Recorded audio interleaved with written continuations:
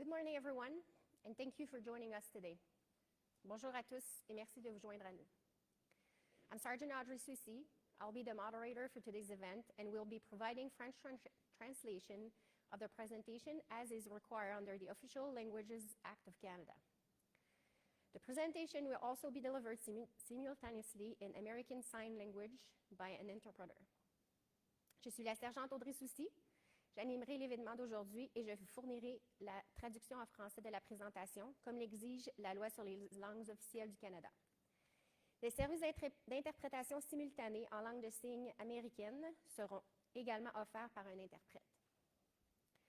I would like to begin by recognizing that the land on which we are gathered here today is Treaty 6 territory, which encompasses the traditional territories of many First Nations and is the homeland of the Métis Nation. On behalf of the Saskatchewan RCMP, I would like to offer my respect to the First Nation and Métis peoples of this land and to reaffirm our relationship with one another. I would further like to recognize the leadership and people from all three bands, including Peter Chapman's, Chakastipé Singh, and James Smith Cree Nation. J'aimerais d'abord souligner que la terre sur laquelle nous sommes réunis aujourd'hui est un territoire visé par le traité numéro 6 qui englobe les territoires ancestraux de nombreuses Premières Nations et constitue le territoire ancestral des Métis. Au nom de la GRC de la Saskatchewan, je tiens à rendre hommage au peuple Métis et des Premières Nations de ce territoire et à réitérer les liens qui nous unissent. Je tiens également à souligner les dirigeants et les membres des trois conseils de bande, Peter Chapman, la bande Chakastipé Singh et la Nation Cree de James Smith. As you are aware, today's Saskatchewan RCMP Major Crimes will be presenting a preliminary timeline of the events that occurred on the James Smith Cree Nation and in Weldon, Saskatchewan on September 4th of last year. This presentation was created with the assistance of Indigenous leadership in an effort to ensure the information is presented in a culturally sensitive and trauma-informed manner. Comme vous le savez, le groupe de crimes majeurs de la GRC de la Saskatchewan présentera aujourd'hui une chronologie préliminaire des événements qui se sont déroulés dans la Nation Cree de James Smith et de Weldon en Saskatchewan le 4 septembre dernier. La présentation d'aujourd'hui a été créée en collaboration avec des dirigeants autochtones pour veiller à ce que l'information soit présentée d'une manière qui est adaptée à la culture et qui tient compte des traumatismes. The Saskatchewan Coroner Service was consulted during the creation of this timeline to ensure nothing released in this presentation would interfere with the forthcoming inquests. The Chief Coroner, Clive Weigel, is present today. We are grateful for his support. Le bureau du coroner de la Saskatchewan a été consulté lors de l'établissement de la chronologie des événements pour garantir qu'aucune information communiquée dans le cadre de la présentation ne nuira au développement des enquêtes à venir. Le coroner en chef, Clive Weigel, est présent aujourd'hui. Nous lui sommes reconnaissants pour son soutien. Before we begin, I will note that part of this presentation may be difficult for some to hear and see. As such, discretion is advised. We know this information may be difficult for family members and survivors to process, and therefore want to ensure everyone is aware that victim and community supports are available on site. If you need to make use of these supports, they are located in the auditorium. Avant de commencer, je tiens à préciser que certaines parties de la présentation pourraient être difficiles à entendre et à voir. Nous préférons vous en avertir. Nous savons que les membres de la famille et les survivants pourraient avoir de la difficulté à assimiler les informations qui seront communiquées. Nous voulons donc nous assurer que tous savent que des services d'aide aux victimes et de soutien communautaire sont disponibles sur place. Si vous avez besoin d'aide, les services sont offerts dans l'auditorium. Today you will be hearing from Assistant Commissioner Rhonda Blackmore, Commanding Officer of the Saskatchewan RCMP, who will be providing opening remarks, and Superintendent Joshua Graham, Officer in charge of Saskatchewan RCMP Major Crimes, who will be presenting the preliminary timeline. We know there will be many questions following the presentation. There will be a 45-minute questions and answer period.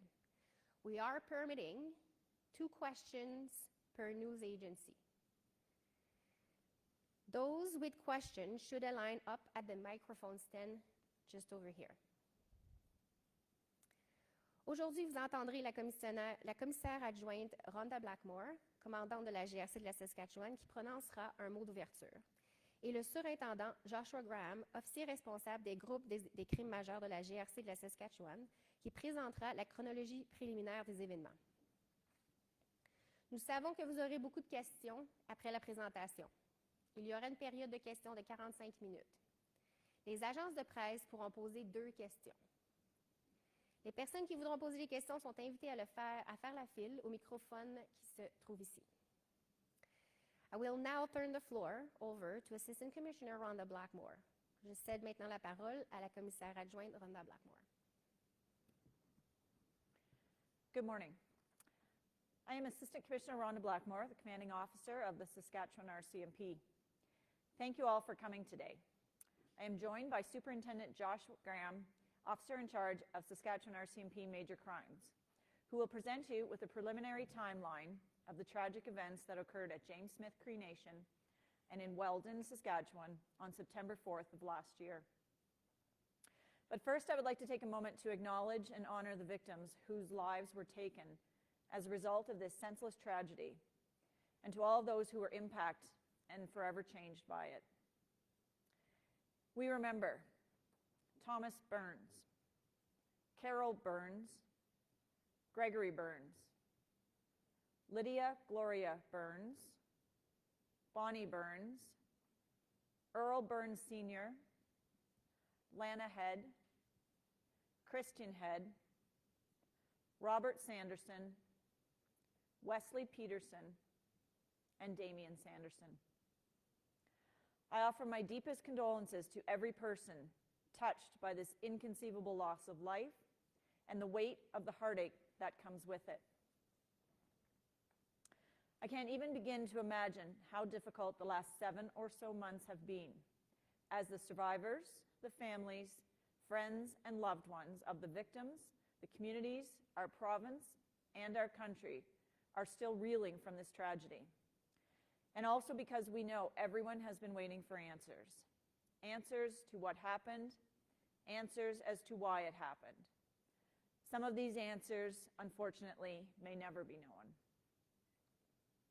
As the police service investigating these senseless acts, we've tried to maintain the delicate balance of keeping the public informed while respecting the privacy and immense grief of the survivors and the families, while also being mindful of not interfering with the coroner's inquests and independent reviews that are or will be underway. Yesterday, I and a number of RCMP representatives met with some of the survivors and family members to ensure they were informed about what we will be releasing in today's presentation. The Saskatchewan RCMP remains committed to providing not only information, but ongoing supports to the survivors, the families, and the communities impacted.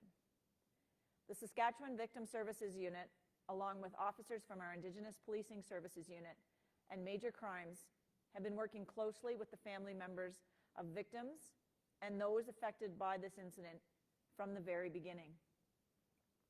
We want to ensure they feel supported, informed, and that they are able to continue processing and healing while awaiting answers to their questions. Part of this support means ensuring a thorough investigation is conducted and allowing the coroner's inquest and independent external reviews to unfold in an open and transparent manner. Everyone impacted by what happened at James Smith Cree Nation and in Weldon deserve answers. In addition to the coroner's inquest and the independent investigation by the Saskatoon Police Service and the Saskatchewan Serious Incident Response Team, an independent officer review was initiated at the request of the Saskatchewan RCMP on September 8th, 2022, and remains underway. The results of this review, which is being conducted by investigators outside of the Saskatchewan RCMP, will be available to the families and the public, but not in advance of the coroner's inquest. Again, this is to maintain the integrity of that important process. The information that we provide here today will not delve into anything that the inquest will address. The preliminary timeline is intended to lay out what our initial investigation determined to be the sequence in which the homicides and attempted murders occurred. The quotes that you will hear as part of the presentation came directly from statements of survivors. Overall, RCMP investigators and specialists documented, examined, and processed 42 different crime scenes, buildings, vehicles, and more as part of this investigation. Over 1,250 investigative tasks have been assigned, and new tasks continue to be identified. 697 exhibits were seized during the course of crime scene processing, and 257 witness interviews were completed by investigators and RCMP Behavioral Sciences Branch experts. It has been and continues to be an incredibly complex and large-scale investigation of which the details are unimaginable.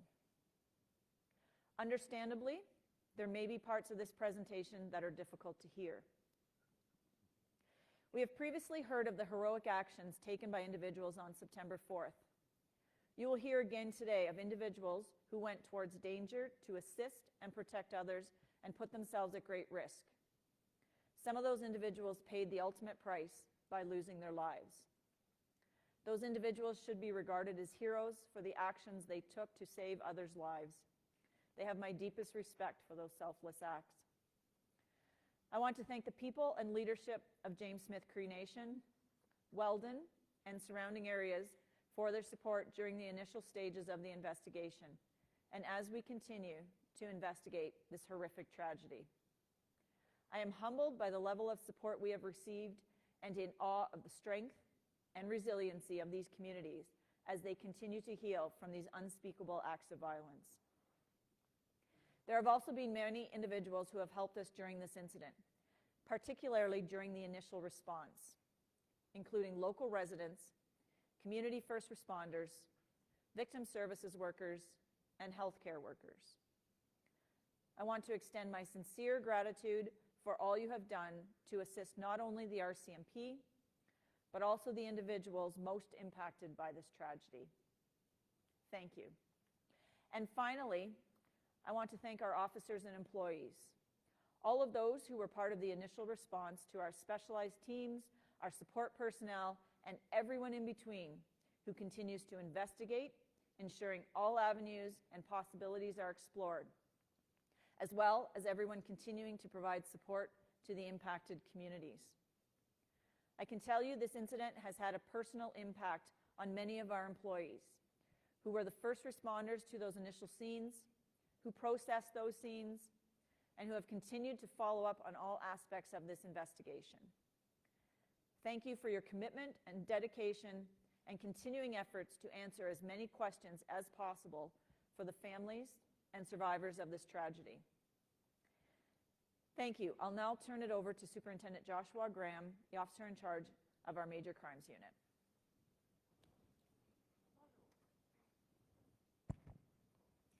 Bonjour, je suis la commissaire adjointe Rhonda Blackmore, commandante divisionnaire de la GRC de la Saskatchewan.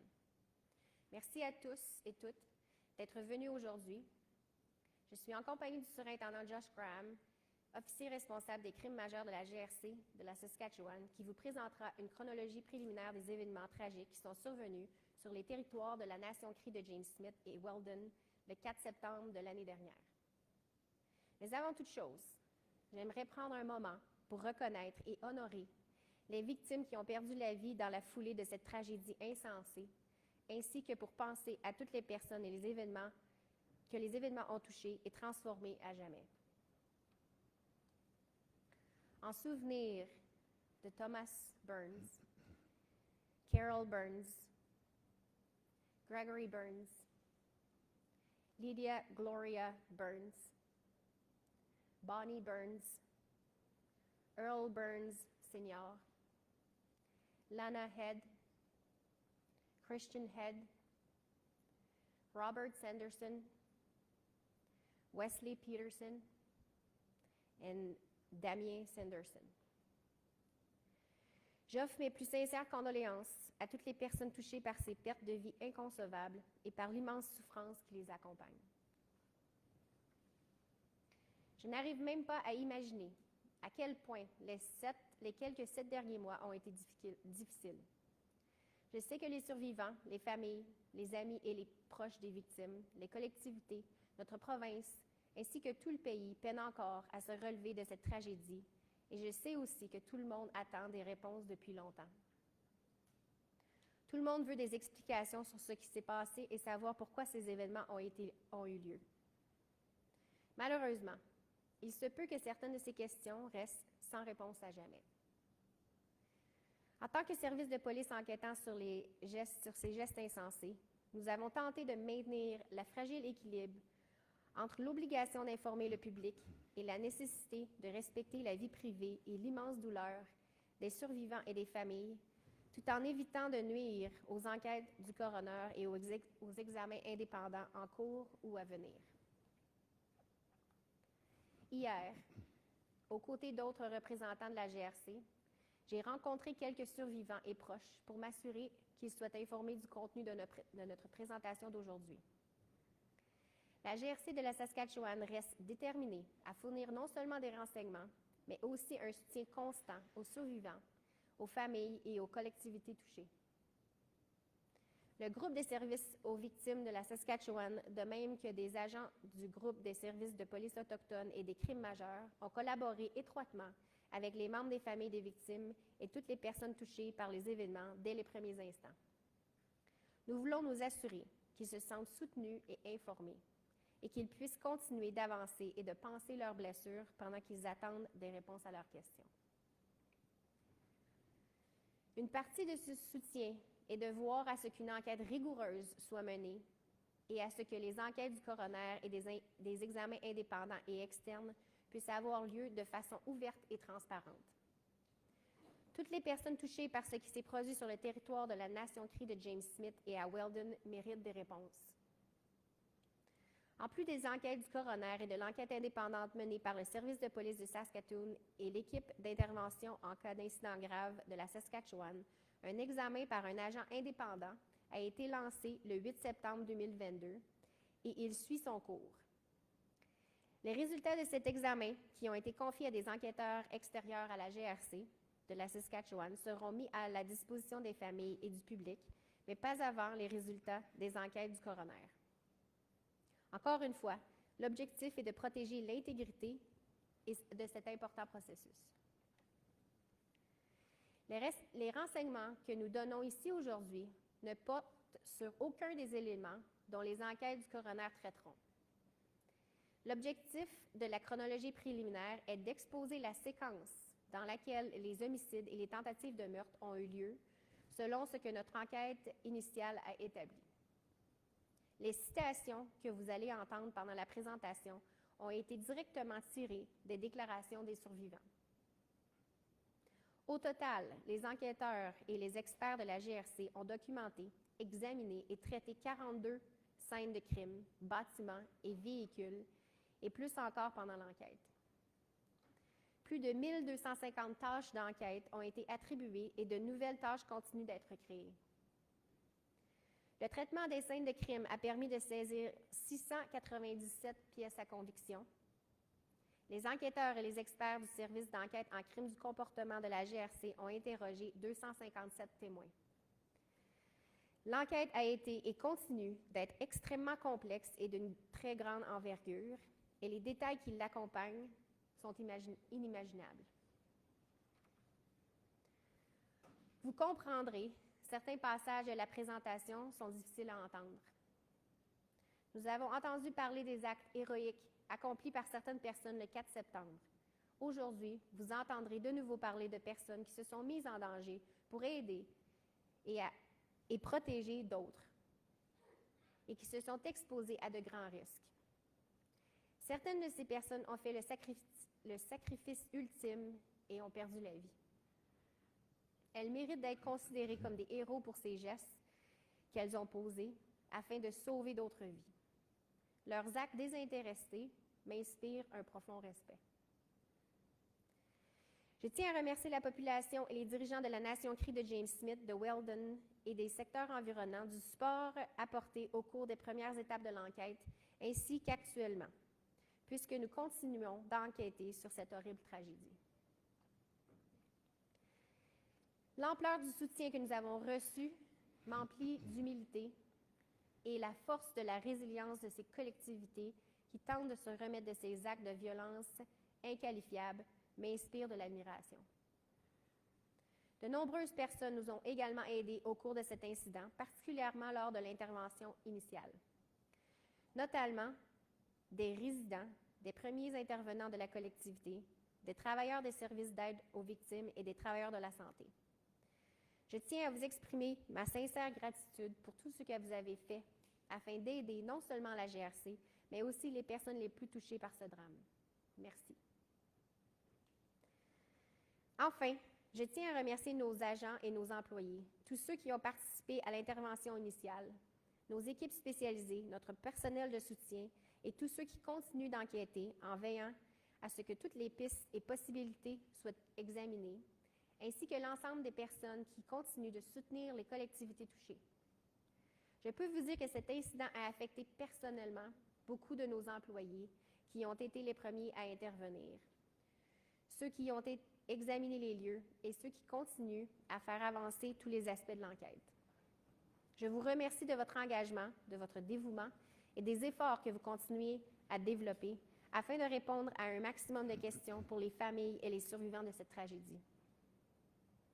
Merci. Je laisse maintenant la parole au surintendant Joshua Graham, officier responsable de notre groupe des crimes majeurs. Thank you, ma'am. Hello, everyone, and thank you for coming today. I'm Superintendent Joshua Graham, officer in charge of the Saskatchewan RCMP Major Crimes. It's the Major Crimes Branch, in conjunction with some of the RCMP's other specialized teams, such as our General Investigation Team, Forensic Identification Sections, that has the responsibility for the investigation into what happened on the James Smith Cree Nation and in Weldon on September 4th of 2022. It's our investigators, analysts, and support personnel who put together the presentation we're about to go through. We've included as much detail as possible to ensure transparency and accountability to the public, while respecting that the survivors, families, and communities are still in mourning and taking steps towards healing. This is quite a lengthy presentation, and like Sergeant Susie said, it may be difficult for some to go through. Again, to those of you present today and watching, there are supports available in the auditorium if you need them, as well elsewhere in your communities.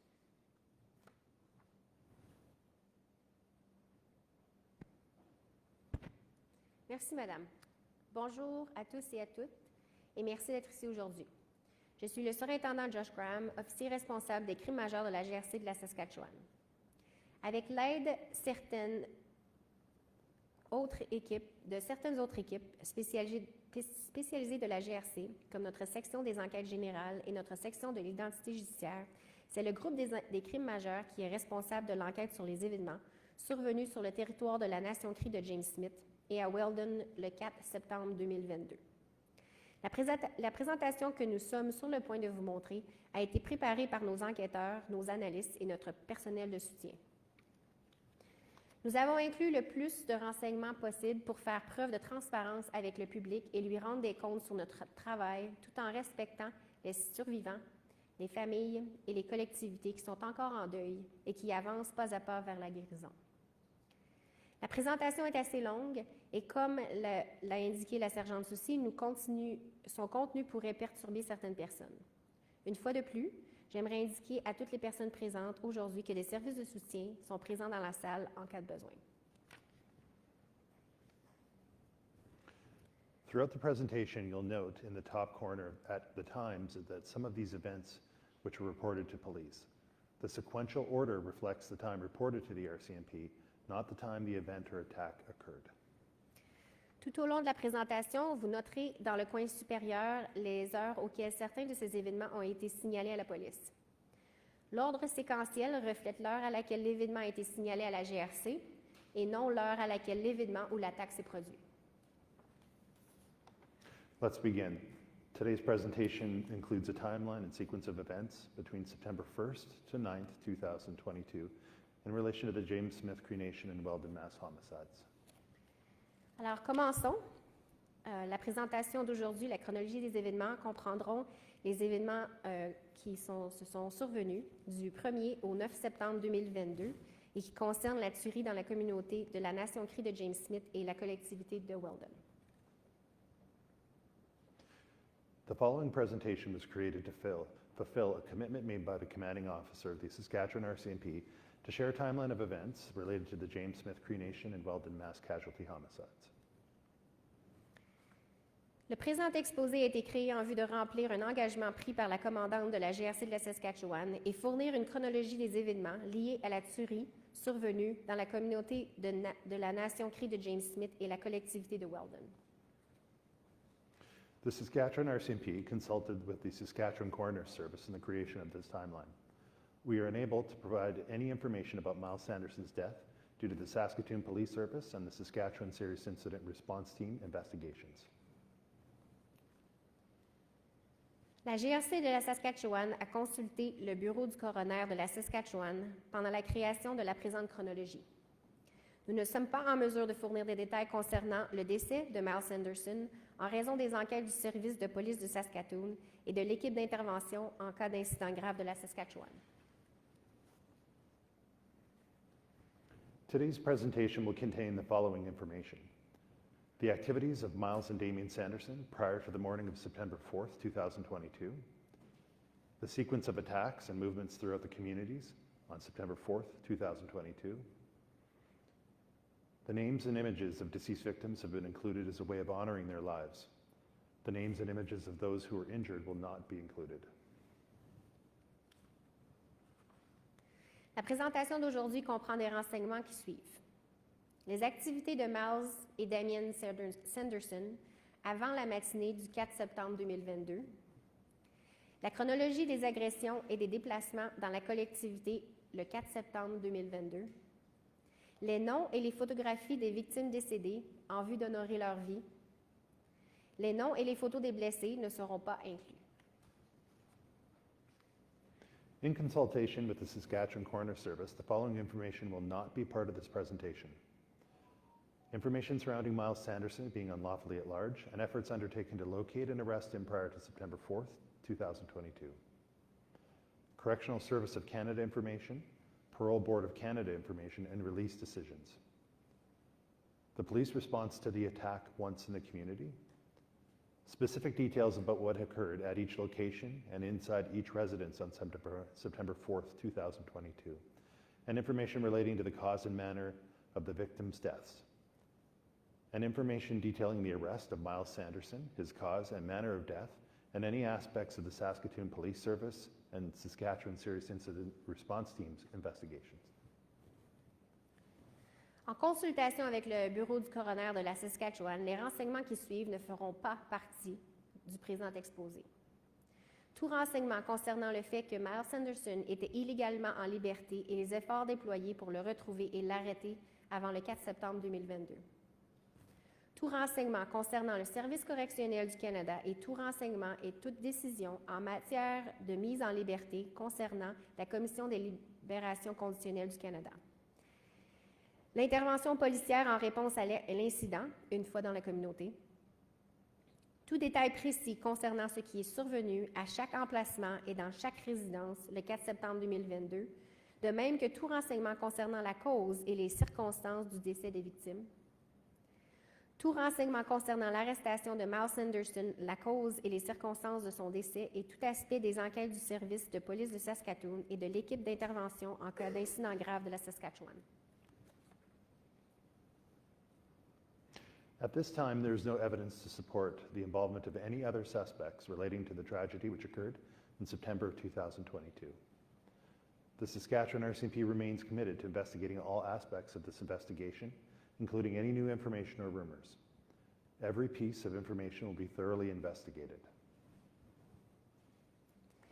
À ce moment, aucune preuve n'appuie la participation de tout autre suspect à la tragédie survenue en septembre 2022. La GRC de la Saskatchewan est déterminée à enquêter sur tous les aspects de l'incident, y compris sur toute nouvelle information ou rumeur. Chaque élément d'information fera l'objet d'une enquête approfondie. The following part of the presentation deals with the overview of the involved locations that I'll be speaking about. Les aperçus, nous vous donnerons un aperçu des lieux concernés dans la prochaine présentation. This is a snapshot of the province of Saskatchewan. To put in perspective the geographical area of which events occurred between September 4th and 9th, 2022. In this map, we have highlighted the area in which the events took place. You will see the city of Prince Albert at the top of the map, followed by Melfort to the right of the map. The red star indicates the approximate location of James Smith Cree Nation. The green star indicates the approximate location of the community of Weldon. The blue square is the area in which other events occurred, including witness sightings of Miles Sanderson, the location of the abandoned black Nissan Rogue, as well as the location of the theft of the white Chevy Avalanche. The yellow star is the approximate location of where Miles Sanderson was apprehended while driving the stolen white Chevy Avalanche. Voici un aperçu de la province de la Saskatchewan pour mettre en contexte la région géographique où se sont déroulés les événements survenus entre le 4 et 9 septembre 2022. Sur la carte, nous avons mis en évidence le secteur où les événements sont survenus. On peut voir la ville de Prince Albert dans le coin de la carte, puis de Melfort à la droite de la carte. L'étoile rouge montre approximativement où se trouve la nation Cree de James Smith. L'étoile verte montre approximativement où se trouve la collectivité de Weldon. Le carré bleu montre le secteur où les autres événements sont survenus, y compris où des témoins ont vu Miles Sanderson. L'emplacement où se trouvait la Nissan Rogue noire abandonnée, de même que le lieu où le Chevrolet Avalanche blanc a été volé. L'étoile jaune montre le lieu approximatif où Miles Sanderson a été arrêté lorsqu'il était au volant du Chevrolet Avalanche blanc volé. From an aerial perspective, this map shows the areas of investigative significance on the James Smith Cree Nation. La présente carte montre une perspective aérienne des secteurs d'importance pour l'enquête au sein de la nation Cree de James Smith.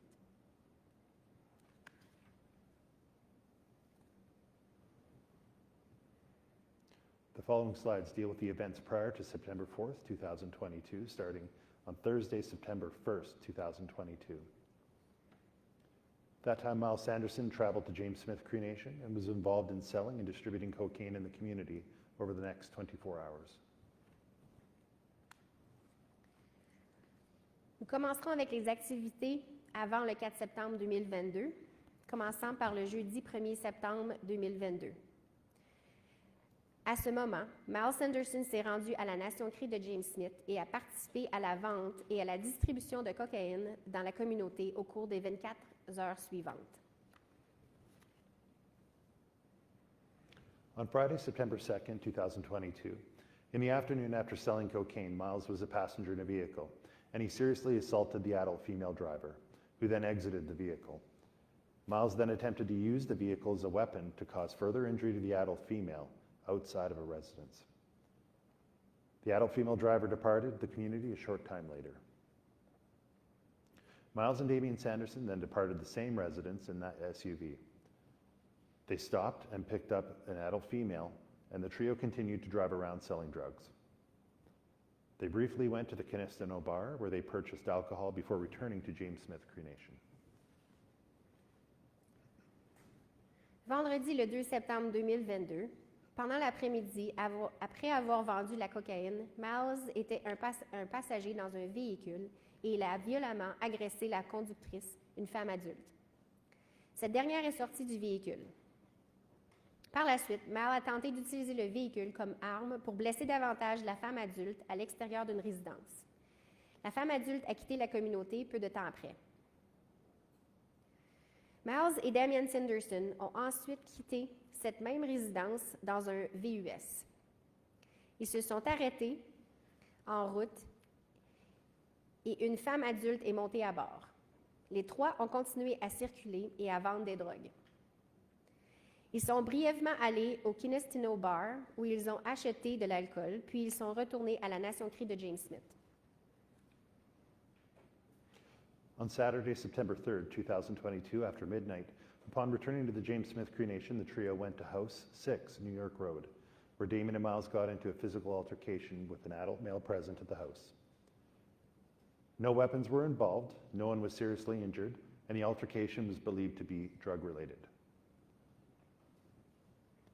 At approximately 4 a.m., after departing House 6, New York Road, the trio drove to House 28, North Road, where they continued to socialize.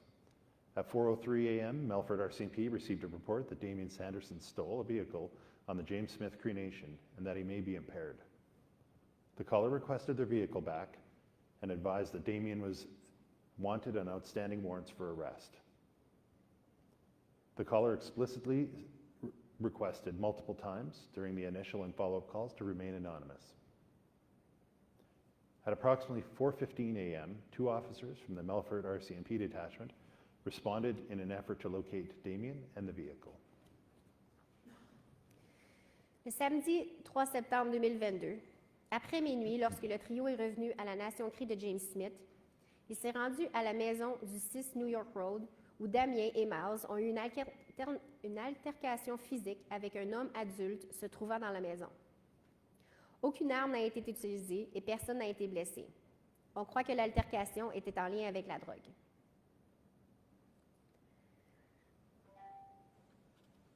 Après avoir quitté la maison du 6 New York Road aux environs de 4 heures, le trio a roulé jusqu'à la maison du 28 North Road et ils ont continué à socialiser tous les trois.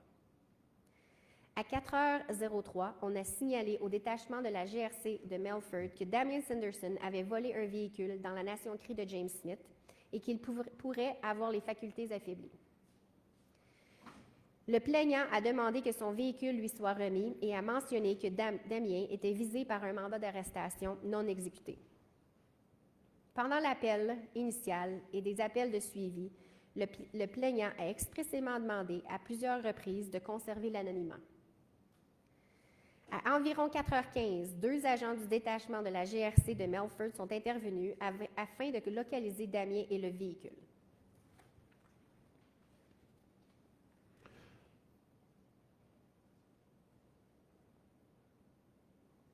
One slide before, please.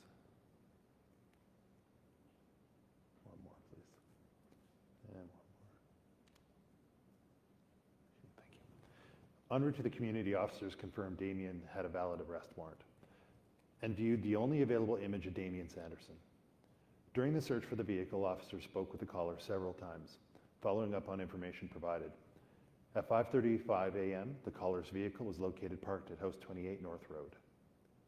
The officers spoke with the occupants of the residence and searched the house with the homeowner's consent.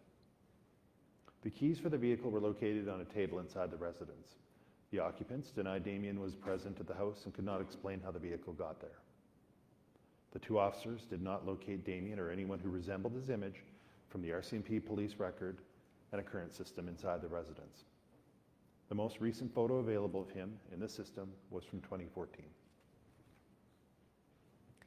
Toujours samedi le 3 septembre 2022, en roulant vers la communauté, les agents ont confirmé que Damien était visé par un mandat d'arrestation valide et ont examiné la seule photo disponible de Damien Sanderson. Pendant la recherche pour le véhicule, les agents ont discuté avec le plaignant à plusieurs reprises et ont donné suite aux renseignements fournis. À 5h35, le véhicule du plaignant a été retrouvé. Il était garé à la maison du 28 North Road.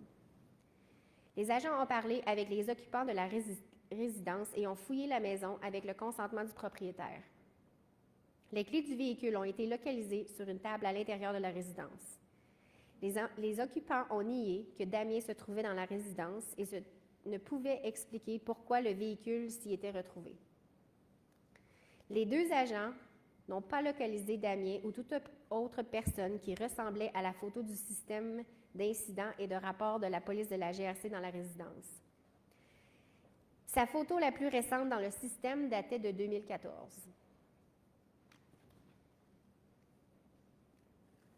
At approximately 6:25 a.m., the caller was contacted and arrived at House 28 North Road, where they picked up their vehicle.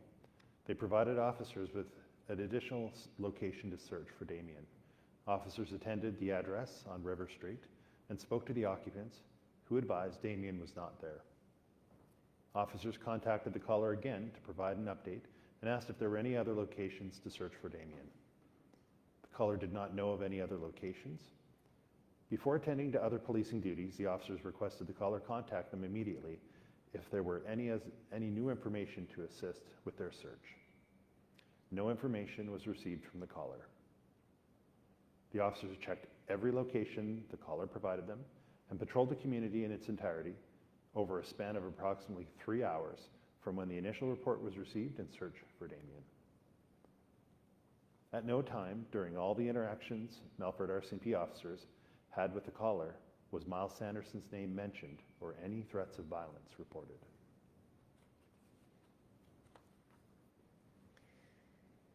À approximativement 6h25, le plaignant fut contacté et est venu chercher son véhicule à la maison du 28 North Road. Il a fourni aux agents un lieu additionnel où chercher Damien. Les agents se sont rendus à l'adresse de River Street et ont parlé aux occupants qui ont dit que Damien n'y était pas.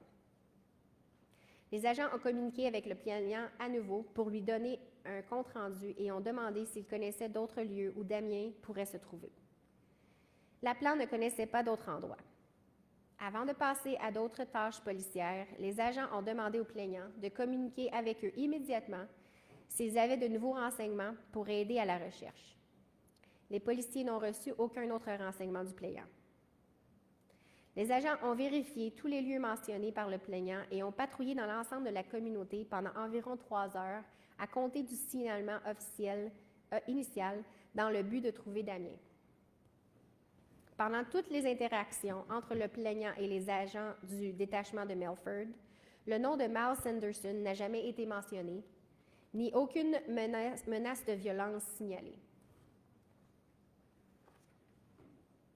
Based on the interviews following the mass casualty homicides, Major Crimes investigators determined Damien Sanderson was present inside House 28 North Road when it was searched by the Melfort RCMP. Damien provided police with the name of another real person in the community. His physical appearance was different than his appearance in the 2014 prisoner photo available to police at the time.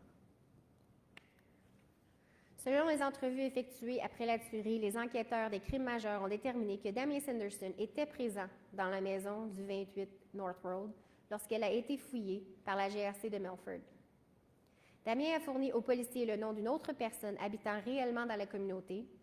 Son apparence physique était différente de celle sur sa photo de prisonnier datant de 2014 dont disposaient les policiers.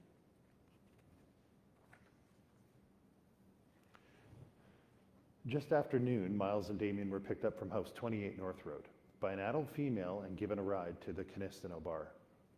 At approximately 1:30 p.m., Miles and Damien were dropped off and spent several hours walking between several houses on Edward Burns Avenue. Around 5 p.m., Damien and Miles went to House 617 Edward Burns Avenue, and Miles said he was there for, quote, one body, Gregory Burns. Someone inside the residence invited Gregory Burns over. Upon arrival, Gregory was physically assaulted by Miles and Damien. No weapons were involved and no one was seriously injured. Tout juste après-midi, une femme adulte est venue chercher Miles et Damien à la maison du 28 North Road et les a reconduits au Canistino Bar. À environ 13h30, Miles et Damien ont été déposés et ont passé plusieurs heures à marcher entre plusieurs maisons de l'Edward Burns Avenue. À environ 17h, Damien et Miles se sont rendus à la maison du 617 Edwards Burns. Et Miles a dit qu'il s'y était rendu pour un seul corps, celui de Gregory Burns. Une personne dans la résidence invita Gregory Burns à s'y rendre. Lorsque ce dernier est arrivé, Miles et Damien l'ont agressé physiquement. Aucune arme n'a été utilisée et personne n'a été blessé grièvement. On On Saturday, September 3rd, 2022, starting at approximately 6 p.m., shortly after the assault of Gregory Burns, Miles and Damien separated for several hours. Miles remained on James Smith Cree Nation, and Damien Sanderson and 2 other adult males went to the Kinistino bar. While at the bar, Damien told an adult female acquaintance that he and Miles, quote, have a mission to do, and that, quote, people would hear all about it in the next few hours. Before midnight, Damien returned to the James Smith Cree Nation and met up again with Miles. The pair walked to House 20, Melrose Place. Inside this residence, they physically assaulted an adult male. No weapons were involved. No one was seriously injured.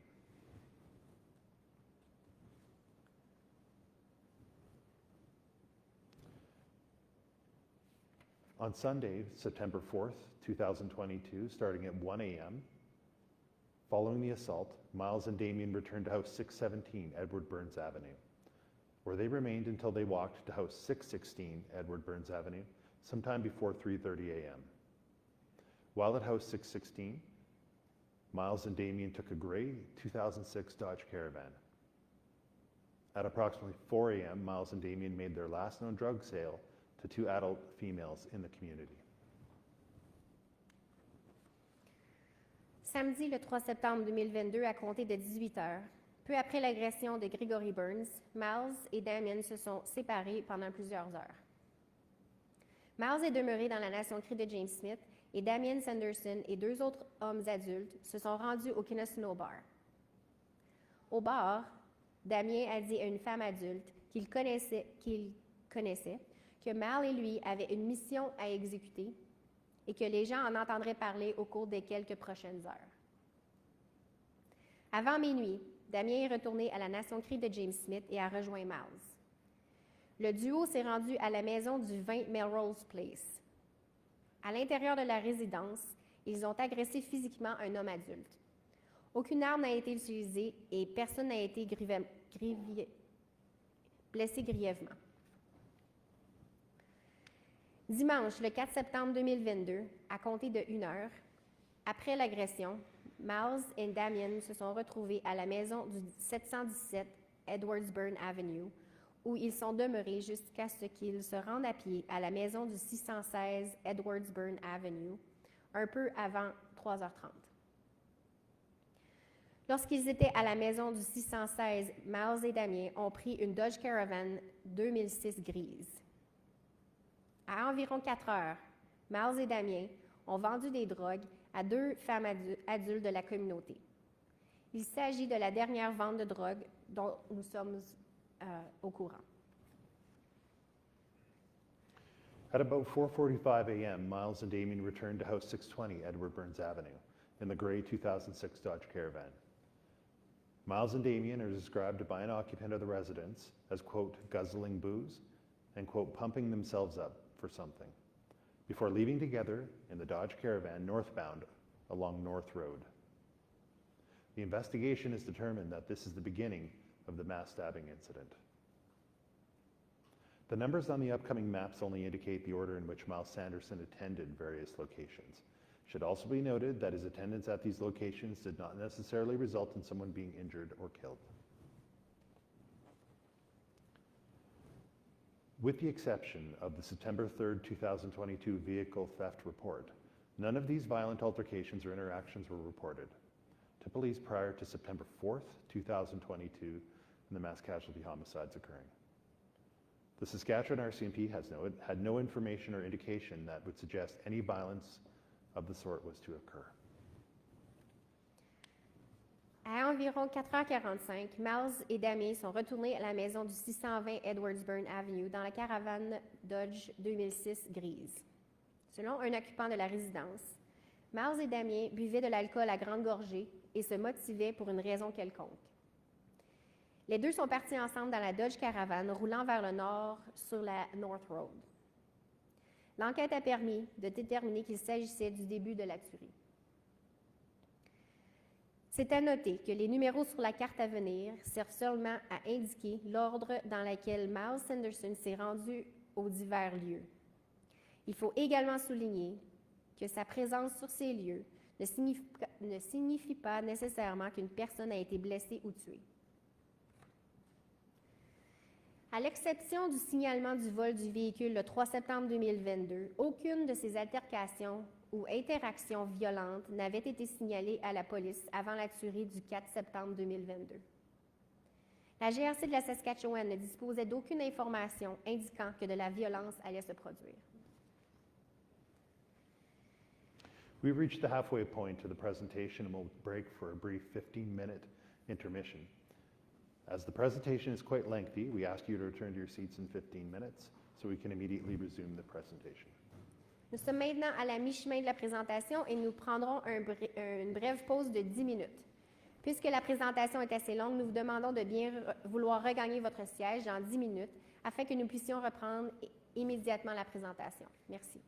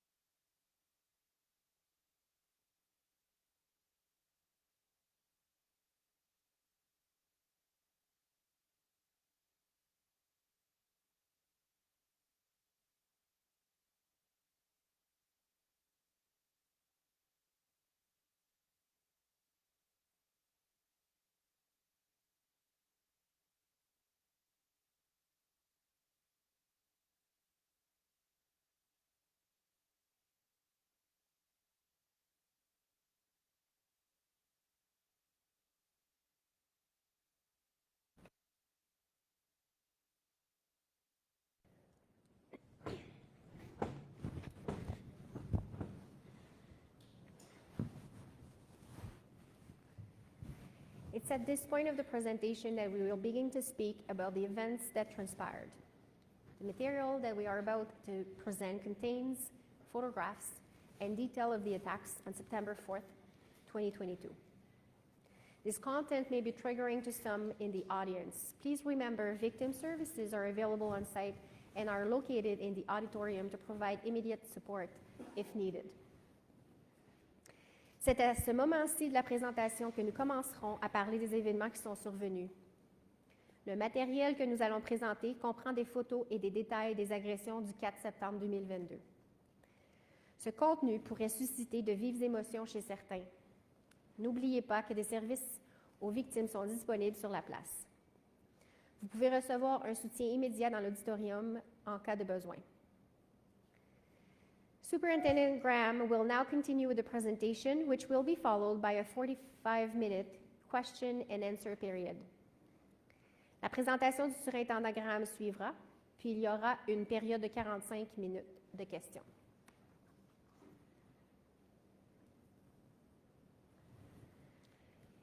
At approximately 5:30 a.m., Miles and Damien arrived at House 42 North Road in the gray Dodge Caravan.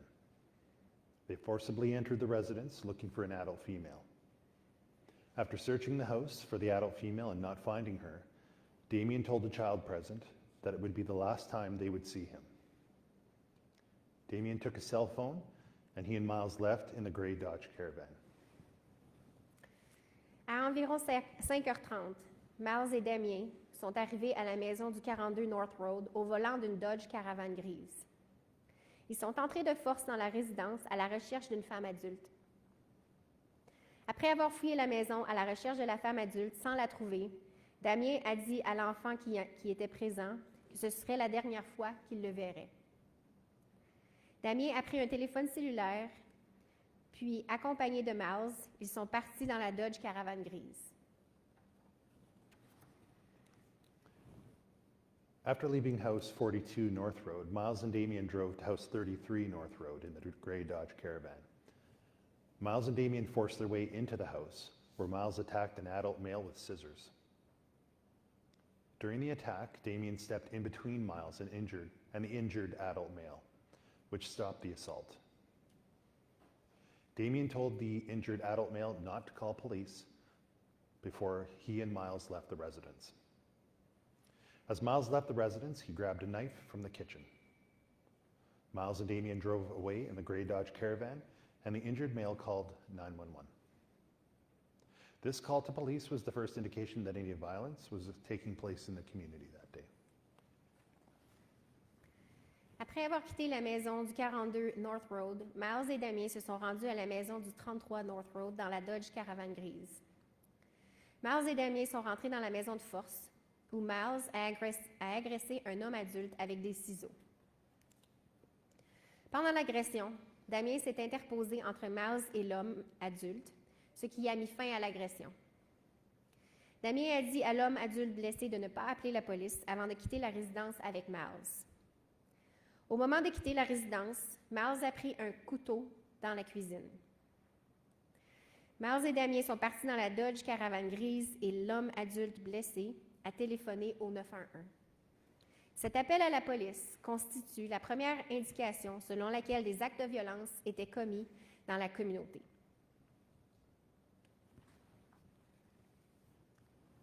On-call Melfort RCMP officers received the initial complaint at 5:40 a.m., who then departed their homes and attended the Melfort detachment to pick up required police equipment.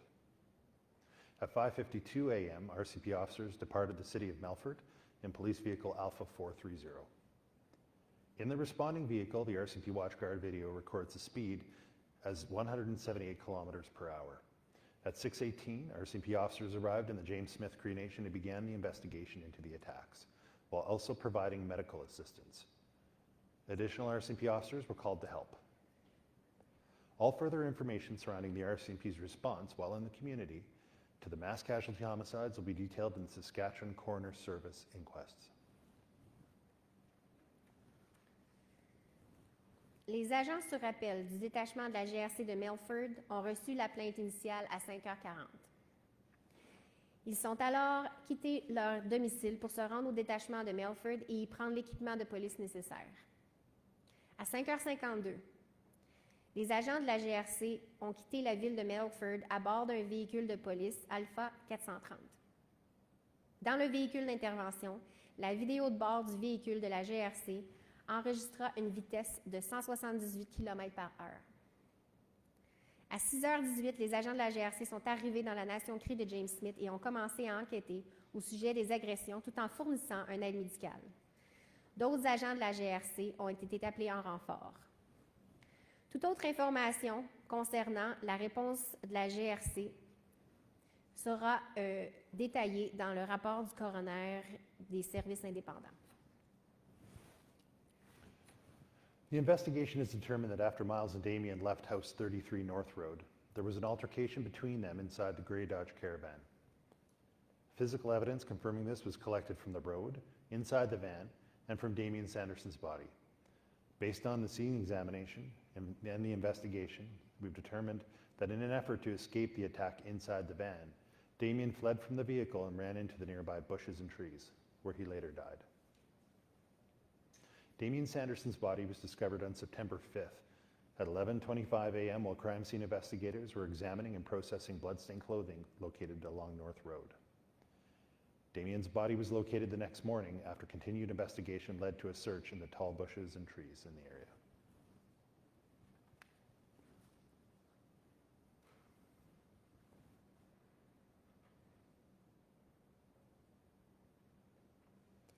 L'enquête a permis de déterminer qu'après le départ de Miles et Damien de la maison du 33 North Road, il y a eu une altercation entre eux deux à bord de la Dodge Caravan grise.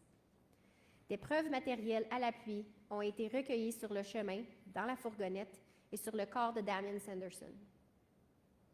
Selon l'examen des lieux, les enquêtes ont déterminé qu'afin de fuir l'agression à l'intérieur de la mini-fourgonnette, Damien a pris la fuite à pied dans les buissons et les arbustes, où il a succombé à ses blessures plus tard.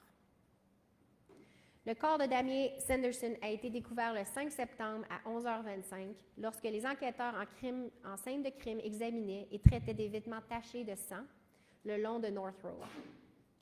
Le corps de Damien a été retrouvé le matin suivant après qu'une enquête soutenue ait entraîné une recherche dans les buissons et les arbustes.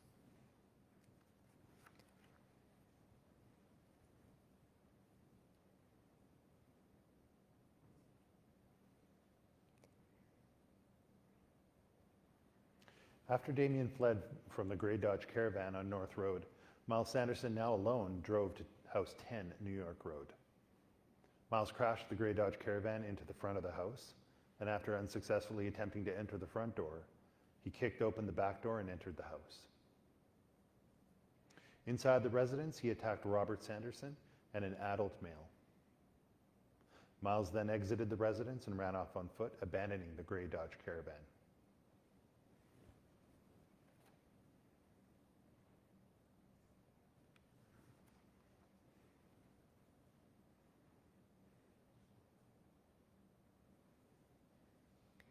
Après que Damien s'est enfui de la Dodge Caravan grise sur le North Road, Miles Sanderson, désormais seul, s'est rendu à la maison du 10 New York Road. Miles a heurté l'avant de la maison avec la Dodge Caravan grise et après avoir tenté en vain d'entrer par la porte avant, a défoncé la porte arrière à coups de pied et est entré dans la maison. À l'intérieur de la résidence, il a agressé Robert Sanderson et un homme adulte. Ensuite, Miles a quitté la résidence à pied et a abandonné la Dodge Caravan grise.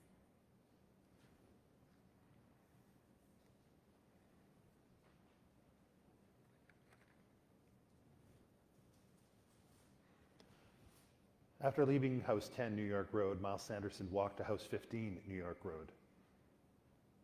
Miles forced his way inside the residence and then attacked an adult male and an adult female. As the injured adult male and female fled the residence, Miles then attacked Christian Head and Lana Head. Following this attack, Miles left the residence driving Christian Head's white 2004 Ford F-350 truck. The injured adult female saw the white Ford truck driving towards the James Smith Cree Nation village.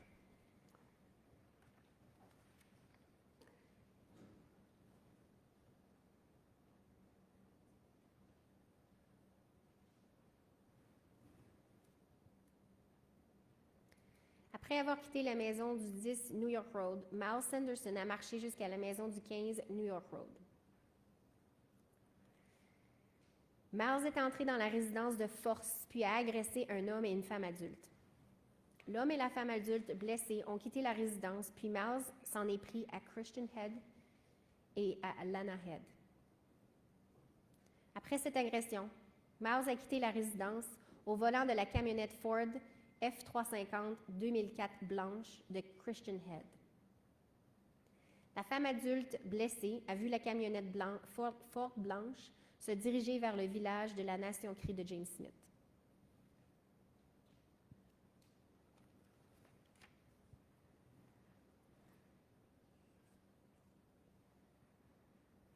After leaving House 15 New York Road, Miles Sanderson went to House 83 Edward Burns Avenue, driving Christian Head's white Ford F-350 truck and parked behind the house. Miles forced his way into the residence and attacked an adult male and adult female. Both the injured adult male and female fled the residence, and fearing Miles may attempt to chase them in the truck, they removed the keys. Miles then departed the residence on foot and was seen walking towards Bonnie and Gregory Burns' residence. Après avoir quitté la maison du 15 New York Road, Miles Sanderson s'est rendu à la maison du 83 Edwards Burns Avenue, au volant de la camionnette Ford F-150 blanche de Christian Head. Il a garé la camionnette derrière la maison. Miles est entré de force dans la maison et a agressé un homme et une femme adulte. L'homme et la femme adulte blessés ont fui la résidence et comme ils craignaient que Miles tente de les pourchasser dans la fourgonnette, ils en ont retiré les clés. Miles a ensuite quitté la résidence à pied. On l'a vu marcher vers la résidence de Bonnie et Gregory Burns.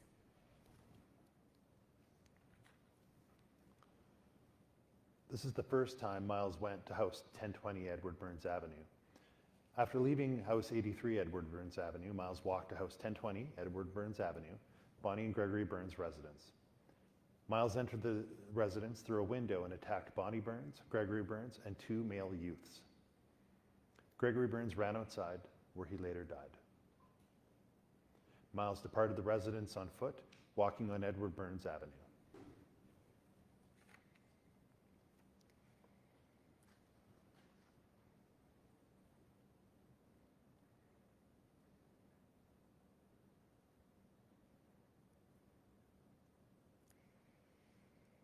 Ceci est la première fois que Miles se rend à la résidence du 1020 Edwards Burn Avenue.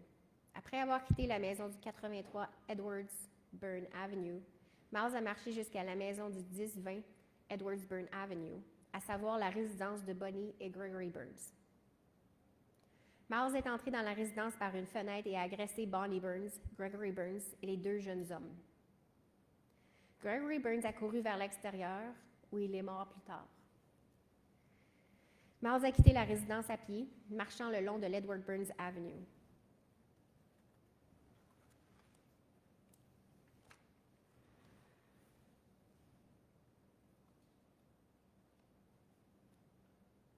After walking away from House 1020 Edward Burns Avenue, Miles Sanderson stopped briefly at House 620 Edward Burns Avenue. An occupant of the house described Miles as, quote, bloody, saying something about, quote, 10 bodies, and he was carrying a knife. Miles demanded keys to a vehicle, which the occupant refused to provide.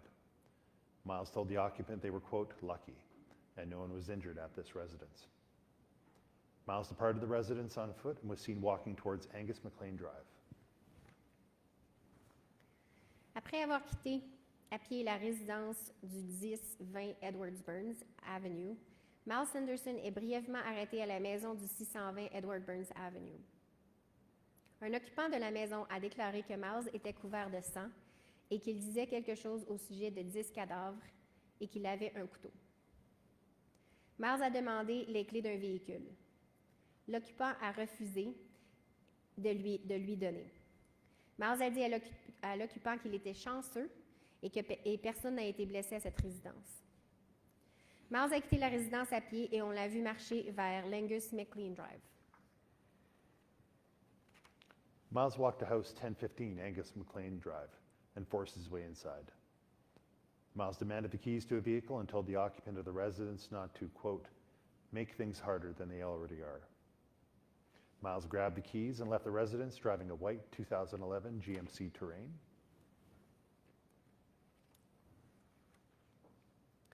Miles a marché jusqu'à la maison du 1015 Angus McLean Drive et est entré de force. Miles a demandé les clés d'un véhicule et a dit à l'occupant de la résidence de ne pas rendre les choses plus compliquées qu'elles l'étaient déjà. Miles a pris les clés et a quitté la résidence au volant d'un GMC Terrain 2011 blanc.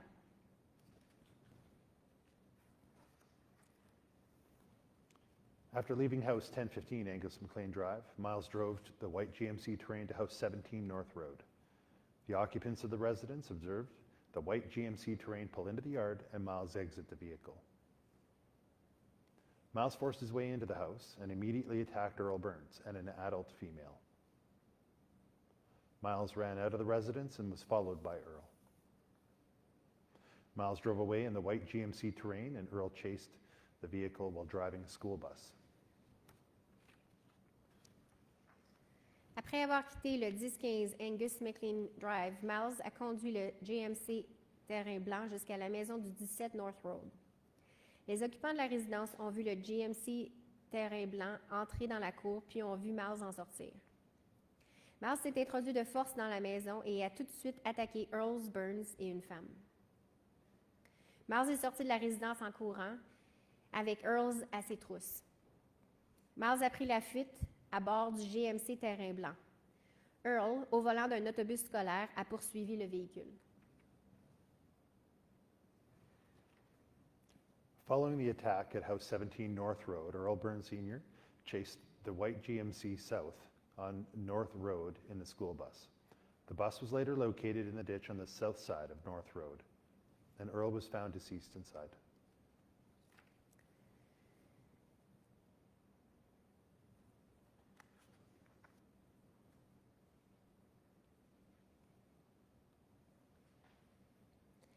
Après l'attaque survenue à la maison du 17 North Road, Earl Burns Sr., au volant de l'autobus scolaire, a poursuivi le GMC Terrain blanc sur le North Road en direction sud. On a plus tard retrouvé l'autobus dans lequel se trouvait le corps sans vie d'Earl, dans le fossé du côté sud de la North Road.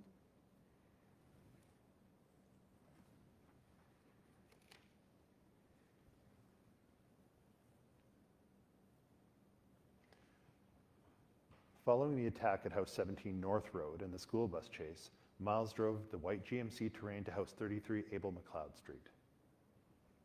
Miles entered the residence through the back door and attacked Thomas Burns, Carol Burns, and two adult males. Following the initial attack, Thomas Burns made his way outside and he was followed by Miles. Miles, now outside, got back into the white GMC Terrain and struck Thomas Burns with the vehicle. Miles then exited the white GMC Terrain and attacked Thomas Burns a second time. Miles then abandoned the white GMC Terrain and left on foot.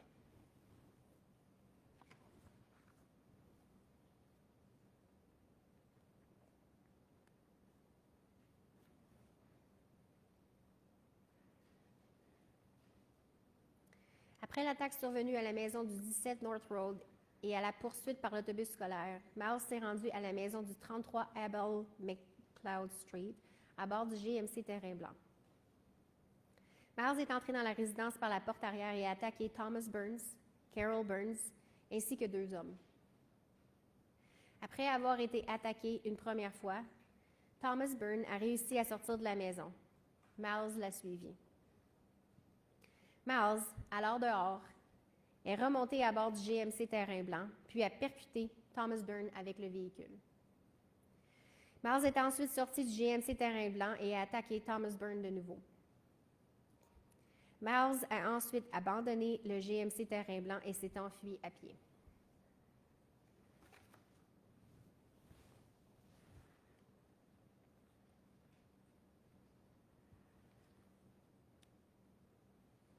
This is the first time that Miles went to House 19 Melrose Place that day.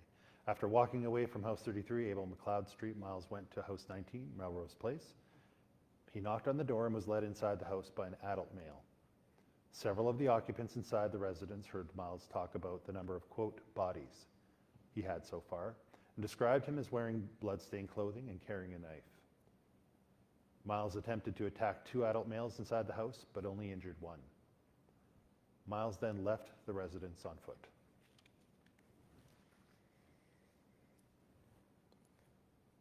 Miles se rend à la maison du 19 Melrose Place une première fois.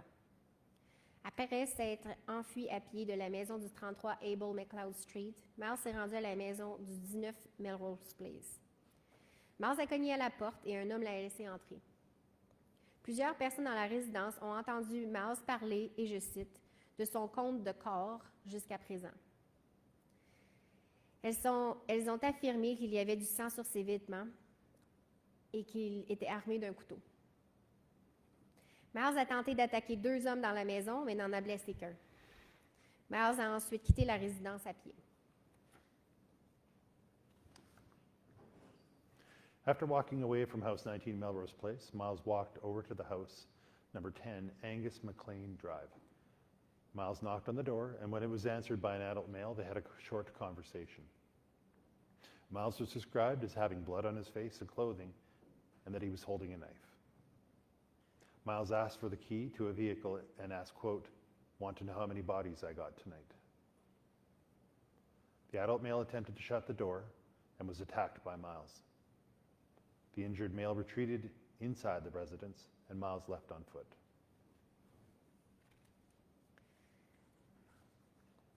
Après avoir quitté la maison du 19 Melrose Place à pied, Miles s'est rendu à la maison du 10 Angus McLean Drive. Miles a cogné à la porte, puis un homme lui a ouvert. Ils ont eu une courte conversation. Il y aurait eu du sang sur le visage et les vêtements de Miles qui tenaient un couteau. Miles a exigé qu'on lui remette les clés d'un véhicule et il a dit, et je cite, « Tu veux savoir à combien de corps j'en suis ce soir? » L'homme a tenté de fermer la porte et Miles l'a attaqué. L'homme blessé s'est mis à l'abri dans la résidence et Miles s'est enfui à pied.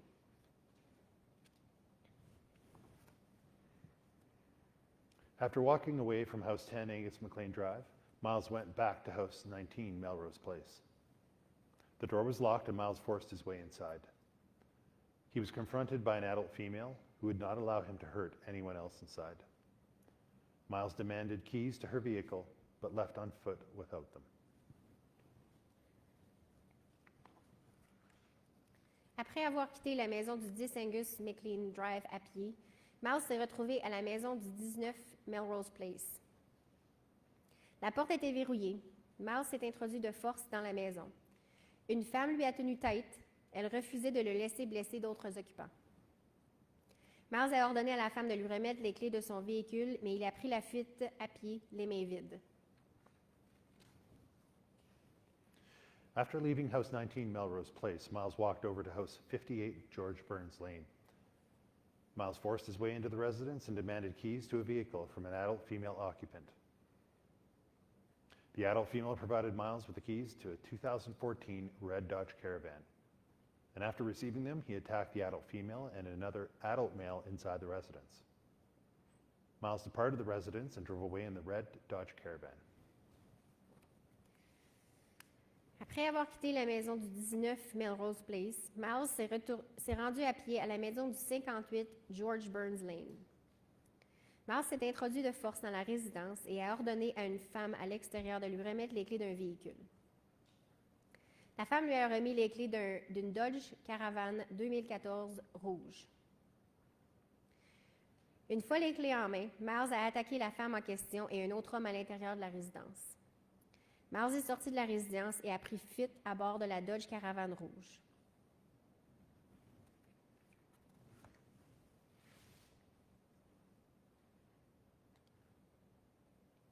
Miles Sanderson left house 58 George Burns Lane and drove the red Dodge Caravan to a grassy area behind house 78 Solomon Sanderson Place. He abandoned the red Dodge Caravan and walked towards house 1020 Edward Burns Avenue.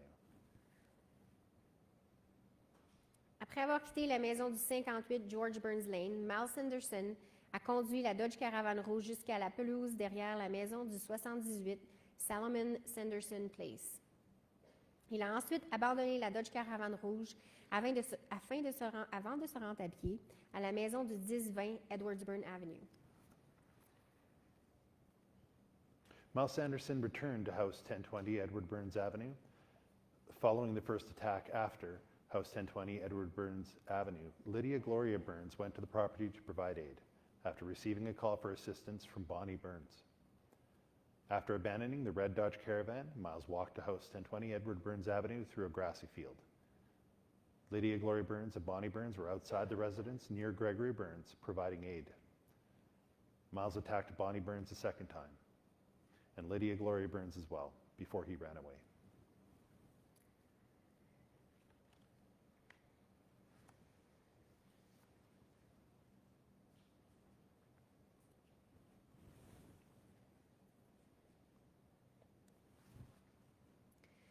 Miles Sanderson est retourné à la maison du 1020 Edward Burns Avenue.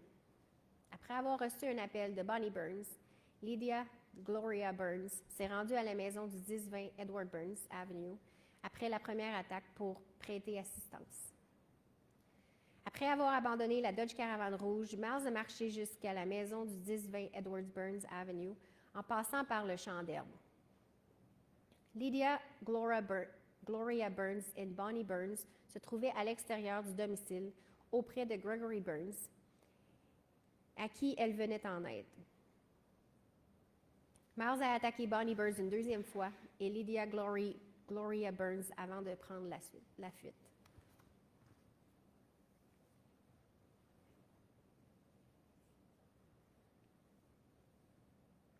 After leaving house 1020 Edward Burns Avenue for the second time, Miles walked to house 87 Abel McLeod Street. Miles kicked in the back door and demanded a vehicle from an adult male inside the residence.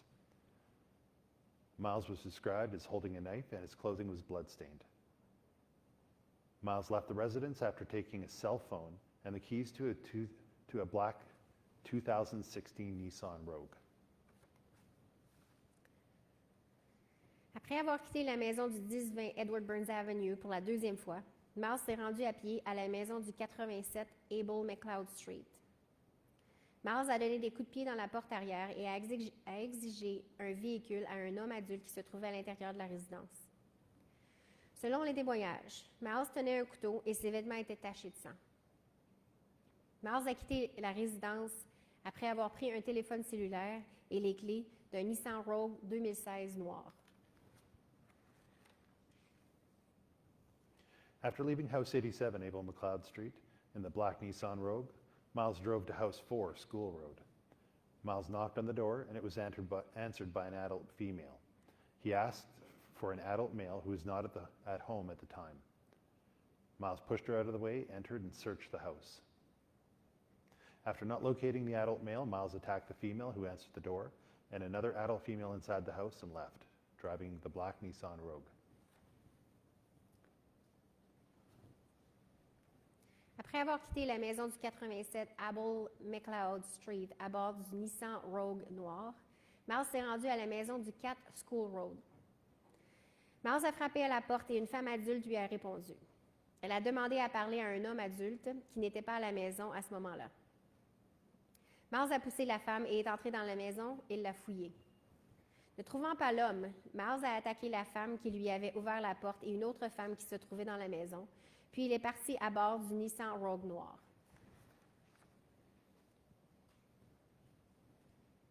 After leaving house 4 School Road in the black Nissan Rogue, Miles Sanderson drove to the community of Kinistino. His exact route remains unknown. Après avoir quitté la maison du 4 School Road à bord du Nissan Rogue noir, Miles Sanderson s'est rendu dans la collectivité de Kinistino.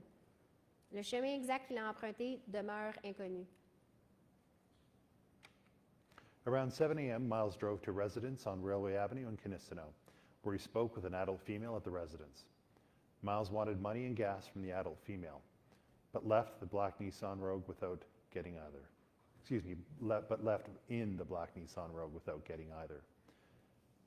The adult female was not physically injured during her interaction with Miles. Vers 7 heures, Miles s'est arrêté à une résidence de Railway Avenue à Kinistino où il a parlé à une femme adulte qui s'y trouvait. Miles voulait de l'argent et de l'essence, mais est parti à bord du Nissan Rogue noir sans obtenir ni un ni l'autre. La femme n'a pas subi de blessures pendant son interaction avec Miles. Video surveillance was obtained by investigators from the Co-op gas station in Kinistino. The gas station is situated at the corner of Main Street and Highway 3. At 7:08 a.m., the black Nissan Rogue was traveling southwest on Main Street in Kinistino. It turned right at the stop sign at Highway 3 and Main Street and proceeded westbound on Highway 3 towards Weldon. L'enregistrement d'une caméra de surveillance à la station-service Co-op de Kinistino a été obtenu par les enquêteurs. La station-service est située à l'intersection de Main Street et de la route 3. À 7h08, un Nissan Rogue noir circulait en direction sud-ouest sur Main Street à Kinistino. Il a tourné à droite au panneau d'arrêt au coin de la route 3 et de Main Street pour poursuivre sa route vers l'ouest sur la route 3 en direction de Weldon.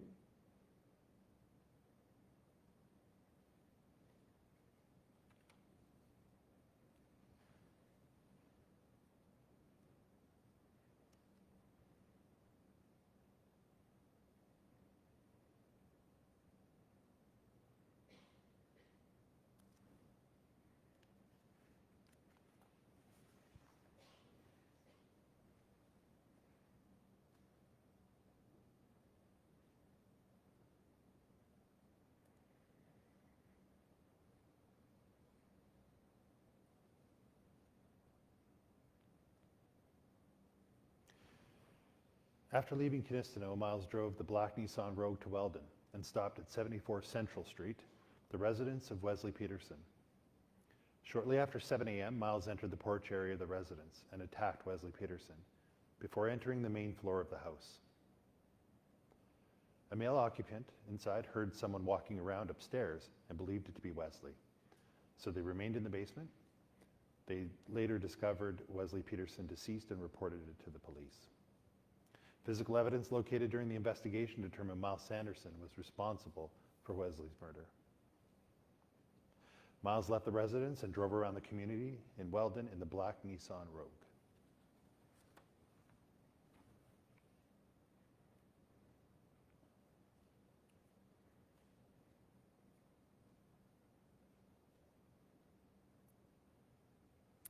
Après avoir quitté Kinistino, Miles s'est rendu à Weldon à bord du Nissan Rogue noir et s'est arrêté au 74 Central Street à la résidence de Wesley Peterson. Peu après 7 heures, Miles est monté sur le porche de la résidence et s'en est pris à Wesley Peterson avant d'entrer dans la maison à l'étage principal. Un homme qui se trouvait dans le domicile a entendu des pas au-dessus de lui et a cru qu'il s'agissait de Wesley. Il est donc resté dans le sous-sol. Il a découvert le corps de Wesley Peterson et a appelé la police. Des éléments de preuve matériels trouvés pendant l'enquête ont permis de déterminer que Miles Sanderson était responsable du meurtre de Wesley. Miles a quitté la résidence et s'est promené dans la collectivité de Weldon à bord du Nissan Rogue noir.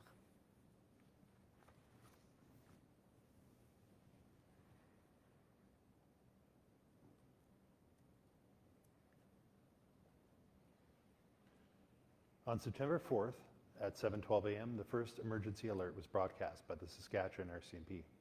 Within 54 minutes of responding to the James Smith Cree Nation, responding officers were able to understand the scope of this event, obtain the required information for an emergency alert, and have that alert prepared, approved, and issued to the public. This was the first of 11 emergency alerts issued by the RCMP to the public from September 4th to 7th. Le 4 septembre, à 7h12, la première alerte d'urgence a été diffusée par la GRC de la Saskatchewan.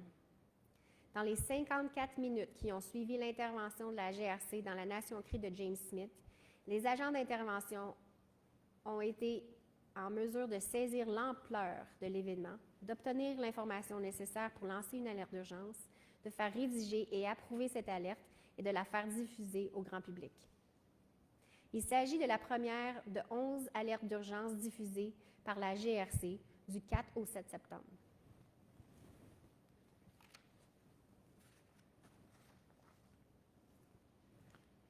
The investigation determined several residents of Weldon saw a black Nissan Rogue and a male driver believed to be Miles in the community that morning. It was reported to police that a vehicle was rummaged through and a first aid kit and crowbar were stolen. An adult female reported to police that a male covering his face approached a residence, asked for assistance, and fled shortly after. She was not injured during this interaction. These two images were obtained from personal surveillance camera systems within the community of Weldon that showed the black Nissan Rogue on Weldon Avenue at 7:27 a.m. Selon l'enquête, plusieurs résidents de Weldon ont vu un Nissan Rogue noir conduit par un homme que l'on estime être Miles circuler dans la communauté ce matin-là. Il a été signalé à la police qu'un véhicule avait été fouillé et une trousse de premiers soins et une barre à clous ont été déclarées volées. Une femme adulte a signalé à la police qu'un homme qui se couvrait le visage s'est approché de sa résidence, a demandé de l'aide et a pris la fuite peu après. Elle n'a pas été blessée pendant cette interaction. Ces deux images ont été obtenues à partir du système de caméras de surveillance personnelle dans la collectivité de Weldon. Elles montrent la Nissan Rogue noire sur Weldon Avenue à 7h27 minutes.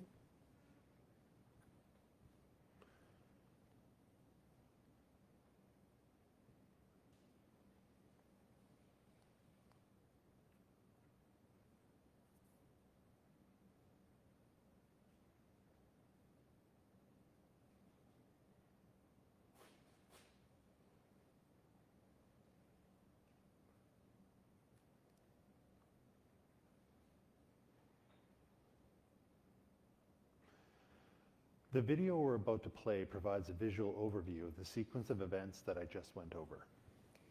La vidéo que nous allons visionner donne un aperçu visuel de la séquence d'événements que je viens d'évoquer.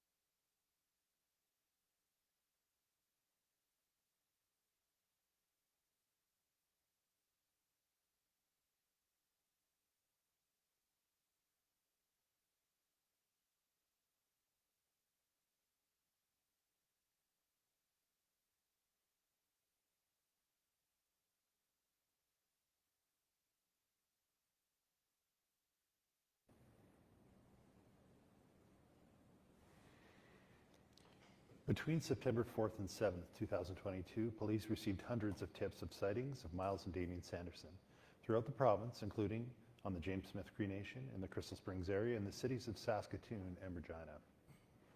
Numerous other tips of sightings came in from various locations across Canada. RCMP and municipal police services from across the province and country followed up on these tips in an effort to locate and arrest Miles Sanderson. Entre le 4 et le 7 septembre 2022, la police a reçu des centaines d'indices concernant Miles et Damien Sanderson de partout dans la province, notamment dans la nation Cree de James Smith, la région de Crystal Springs et les villes de Saskatoon et de Regina. De nombreux autres indices ont été fournis à partir de divers autres lieux partout au Canada. La GRC et les services de police municipaux de la province et du pays ont donné suite à ces indices dans le but de localiser et d'arrêter Miles Sanderson. In the early afternoon of September 7th, Miles Sanderson approached a house on an acreage in the Crystal Springs area. An adult female heard someone pounding on her door. When she looked outside, she recognized Miles Sanderson from the photographs released by the RCMP. After the female did not answer the door, Miles broke a window and entered the residence through the broken window. Miles confronted the female inside and asked for a vehicle. He was given the keys to a white 2008 Chevy Avalanche, which was full of gas and parked in a garage in the yard. He stole her cell phone, and together they went out to the garage. The police were contacted after Miles left alone in the Avalanche. The RCMP immediately dispatched all available resources to the area to search for the vehicle. En début d'après-midi du 7 septembre, Miles Sanderson s'est approché d'une maison située sur un terrain de la région de Crystal Springs. Une femme adulte a entendu quelqu'un frapper à sa porte. Lorsqu'elle a regardé à l'extérieur, elle a reconnu Miles Sanderson à partir des photographies publiées par la GRC. Comme la femme n'a pas ouvert la porte, Miles a brisé une fenêtre et est entré dans la résidence par cette fenêtre. Miles a confronté la femme à l'intérieur de la maison et lui a demandé un véhicule. Elle lui a remis les clés d'un Chevrolet Avalanche 2008 blanc rempli d'essence qui était stationné dans un garage dans la cour. Il s'est emparé de son téléphone cellulaire et ils se sont rendus ensemble jusqu'au garage. La police a été contactée après que Miles soit parti seul avec l'Avalanche. La GRC a immédiatement déployé toutes les ressources disponibles dans la région pour retrouver le véhicule. On September 7th, 2022, around 2:30 p.m., Miles Sanderson drove the white Chevy Avalanche to a house on the One Arrow First Nation. Miles knocked on the door of the residence and spoke with an adult male occupant. He was looking for a ride into the city and offered to pay $250. The adult male claimed they did not have a working vehicle, so Miles departed and was seen driving out of the community in the white Chevy Avalanche at a high rate of speed. Le 7 septembre 2022, Miles Sanderson a conduit le Chevrolet Avalanche blanc jusqu'à la Première Nation One Arrow. Miles a cogné à la porte de la résidence et a parlé à l'occupant, un homme adulte. Il voulait que quelqu'un le reconduise à la ville pour un montant de 250 $. L'homme adulte a affirmé qu'il n'avait pas de véhicule fonctionnel sur place et par conséquent, Miles est parti. Il a été vu en train de quitter la collectivité roulant à grande vitesse à bord du Chevrolet Avalanche blanc.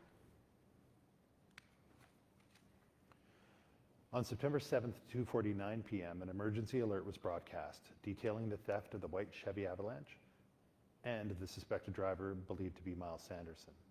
Further safety instructions were provided to the public.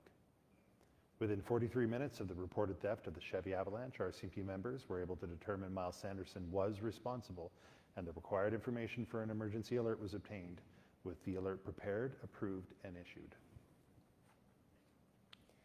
Le 7 septembre, à 14h49, une alerte d'urgence a été diffusée détaillant le vol du Chevrolet Avalanche blanc et le conducteur présumé à être Miles Sanderson. D'autres instructions relatives à la sécurité ont été communiquées au public. Dans les 43 minutes qui ont suivi le signalement du vol du Chevrolet Avalanche blanc, les membres de la GRC ont pu déterminer que Miles Sanderson était le responsable et ont obtenu les renseignements nécessaires à l'émission d'une alerte d'urgence qui a été préparée, approuvée et diffusée. At 3:17 p.m., an RCMP officer in an unmarked police vehicle located the suspect white Chevy Avalanche traveling westbound on Highway 312 towards Rostern. All available RCMP resources responded to the area. At 3:21 p.m., a vehicle pursuit was initiated once multiple marked RCMP vehicles located the stolen Chevy Avalanche at the intersection of Highway 312 and Highway 11. The suspect vehicle failed to stop for police and drove southbound in the northbound lane towards Warman from Rostern, dangerously weaving into oncoming traffic. The vehicle was recorded as traveling at 150 kilometers per hour. To ensure the safety of the drivers on the highway, the vehicle was directed off the road into a nearby ditch at 3:28 p.m. The driver was confirmed to be Miles Sanderson, who was then removed from the vehicle and placed under arrest. At 3:33 p.m., Miles Sanderson began displaying signs of medical distress, and first aid was immediately provided. Emergency medical services transported Miles to Royal University Hospital in Saskatoon, where he was later declared deceased. Following his death, the Saskatoon Police Service and the Saskatchewan Serious Incident Response Team were contacted to investigate. The results of their investigation will be the subject of an upcoming coroner's inquest. À 15h17, un agent de la GRC à bord d'un véhicule de police banalisé a repéré le Chevrolet Avalanche blanc suspect qui circulait en direction ouest sur la route 312 en direction de Rostern. Toutes les ressources de la GRC disponibles sont intervenues dans le secteur. À 15h21, une poursuite en véhicule a été amorcée lorsque plusieurs véhicules de la GRC ont repéré le Chevrolet Avalanche volé à l'intersection de la route 312 et de la route 11. Le véhicule suspect ne s'est pas arrêté à l'approche de la police et a roulé vers le sud sur la voie nord en direction de Warman depuis Roster, zigzagant dangereusement pour éviter les véhicules qui venaient en sens inverse. La vitesse de déplacement enregistrée du véhicule était de 150 km/h par heure. Afin d'assurer la sécurité des conducteurs sur l'autoroute, le véhicule a été dirigé hors de la route dans un fossé à proximité à 15h28. Il a été confirmé que le conducteur était Miles Sanderson, qui a sorti du véhicule et a été arrêté. À 15h33, Miles Sanderson a commencé à présenter des signes de détresse médicale. Les premiers soins ont été immédiatement prodigués.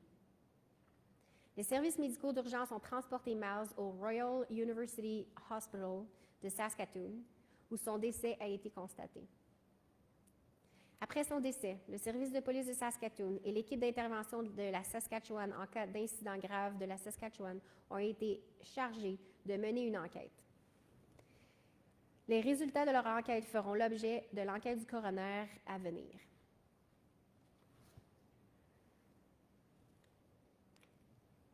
After investigators determined Miles Sanderson was in the Crystal Springs area, police officers conducted an extensive search for the black Nissan Rogue. That search resulted in investigators locating the abandoned vehicle hidden in bushes and trees, approximately 5 kilometers east of the community of Crystal Springs. A search of the area also located the keys for the vehicle in the bushes and trees. When the Nissan Rogue was examined by RCMP Forensic Identification Services, it was confirmed to be out of fuel.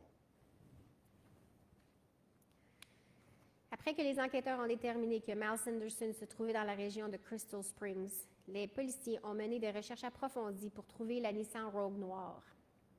Cette recherche a permis aux enquêtes de trouver le véhicule abandonné, caché dans les buissons et les arbustes à environ 5 km à l'est de la collectivité de Crystal Springs en Saskatchewan. Une fouille du secteur a également permis de retrouver les clés du véhicule dans les buissons et les arbustes. Le service de l'identité judiciaire de la GRC a examiné le Nissan Rogue et a confirmé qu'il n'avait plus de carburant. This tragedy resulted in 11 people being killed, 17 people being physically injured, and countless others mentally and emotionally impacted. Cette tragédie a eu pour conséquence 11 personnes tuées, 17 personnes blessées, un nombre incalculable de personnes affectées mentalement et émotionnellement.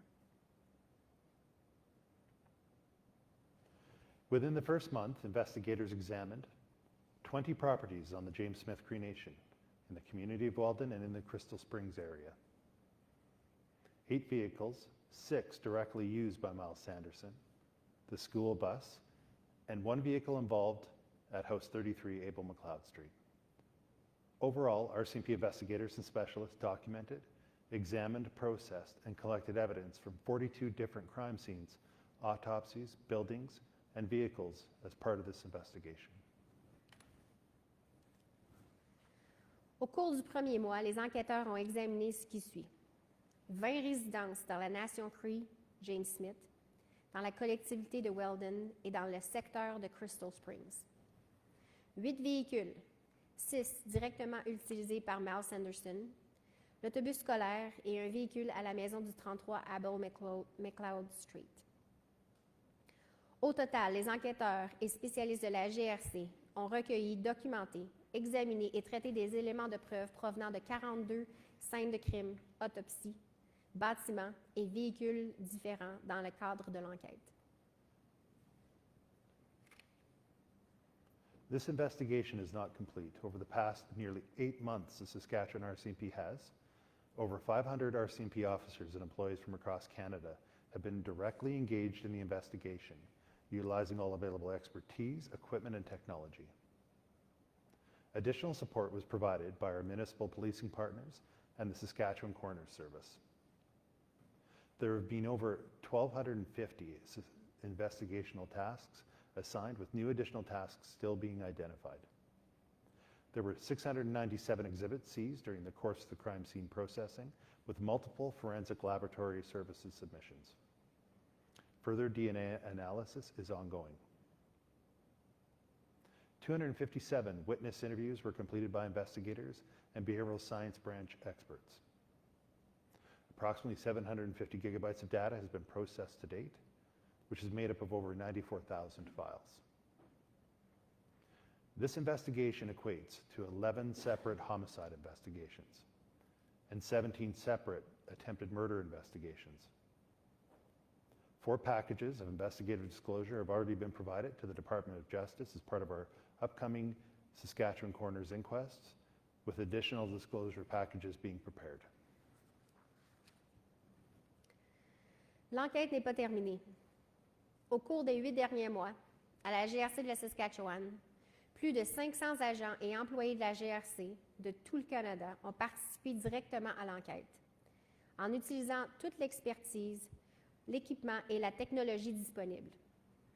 L'enquête n'est pas terminée. Du soutien additionnel a été fourni par nos partenaires de services de police municipaux et le service des coronaires de la Saskatchewan. Plus de 1250 tâches d'investigation ont été assignées. D'autres tâches continuent d'être définies. Le traitement des scènes de crime ont donné lieu à la saisie de 697 pièces à conviction, dont plusieurs ont été examinées par le service de laboratoire judiciaire. D'autres analyses de l'ADN sont en cours. Les enquêteurs et les experts de la sous-direction des sciences du comportement de la GRC ont procédé à 257 entrevues avec des témoins. Environ 750 gigabytes de données ont été traitées jusqu'à maintenant, et ce qui représente plus de 94 000 dossiers. Cette enquête équivaut à 11 enquêtes sur des homicides distincts et à 17 enquêtes sur des tentatives de meurtre distincts. 4 dossiers contenant des documents d'enquête ont déjà été fournis au ministère de la Justice en vertu de l'enquête du coroner de la Saskatchewan à venir, et d'autres dossiers sont en cours de préparation.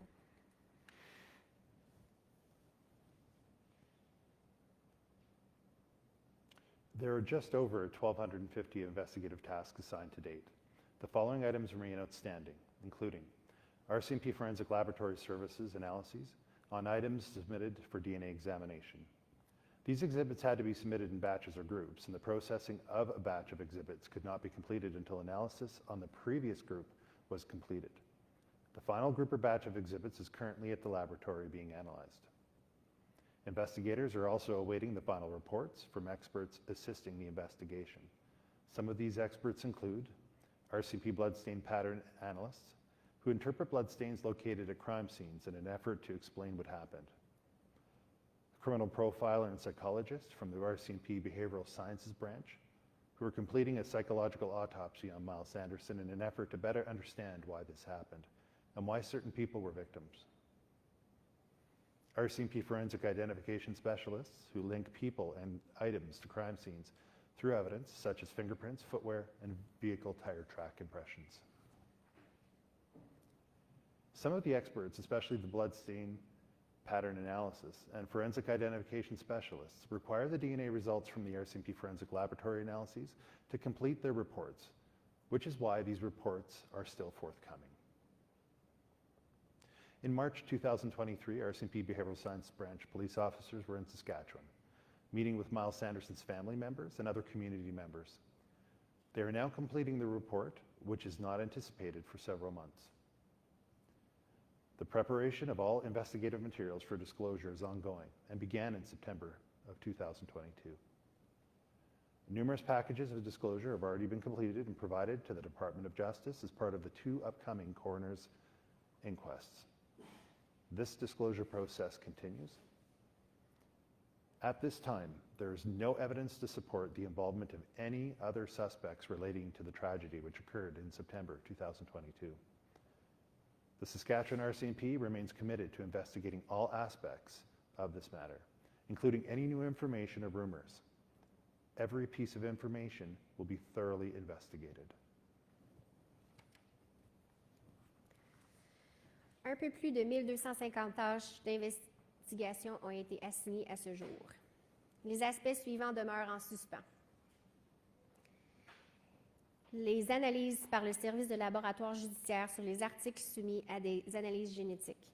Ces pièces à conviction devaient être soumises par lot ou par groupe et le traitement d'un lot de pièces à conviction ne pouvait être achevé tant que l'analyse du groupe précédent n'était pas terminée. Le dernier groupe ou lot de pièces est en cours d'analyse au laboratoire. Les enquêteurs attendent également les rapports finaux des experts qui participent à l'enquête. Les experts comprennent les suivants. Analyste de la morphologie des taches de sang de la GRC. Ils interprètent les taches de sang sur les scènes de crime pour déterminer ce qui s'est passé. Profileur criminel et psychologue de la sous-direction des sciences du comportement de la GRC. Il procède à une autopsie psychologique de Miles Sanderson pour mieux comprendre le pourquoi de la tragédie et pourquoi il a ciblé ses victimes. Les spécialistes de l'identité judiciaire de la GRC, ils établissent des liens entre les personnes et les articles recueillis sur les scènes de crime à l'aide d'éléments de preuve, par exemple les empreintes digitales, les empreintes de chaussures et les traces de pneus de véhicules.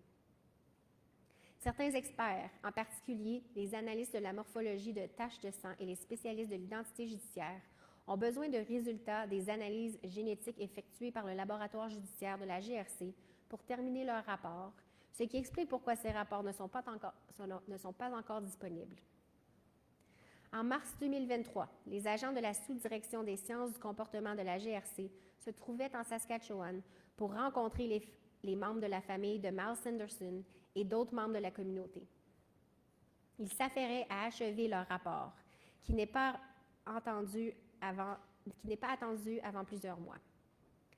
La préparation de tous ces documents d'enquête en vue de la divulgation a débuté en septembre 2022 et est en cours. De nombreux dossiers de divulgation sont déjà prêts et ont été fournis au ministère de la Justice dans le cadre des 2 enquêtes du coroner à venir. Le processus de divulgation se poursuit. À l'heure actuelle, aucun élément ne permet de confirmer l'implication de d'autres suspects dans la tragédie survenue qui s'est produite en septembre 2022. La GRC de la Saskatchewan demeure déterminée à faire enquête sur tous les aspects liés à l'enquête, y compris les nouveaux renseignements et les rumeurs. Chaque élément d'information fera l'objet d'une enquête approfondie.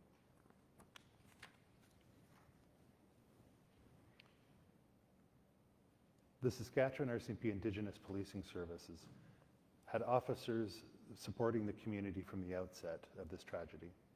Additional RCMP Indigenous Policing Services officers from across Canada were deployed to assist. The Saskatchewan RCMP deployed our Family Victim Liaison Team, who continue to provide ongoing support and updates to victims and families. The Mass Casualty Victim Support Team was deployed from Ottawa to provide on-scene support following these attacks. Provincial Victim Services supports and elders continue to provide critically important ongoing support. Les agents des services de police autochtones de la GRC de la Saskatchewan offrent leur soutien à la communauté depuis le tout début de cette tragédie. D'autres agents des services de police autochtones de la GRC des 4 coins du Canada ont également été déployés pour fournir leur aide. La GRC de la Saskatchewan a déployé son équipe de communication avec les victimes et les familles qui continuent d'offrir du soutien et des mises à jour aux victimes et aux familles.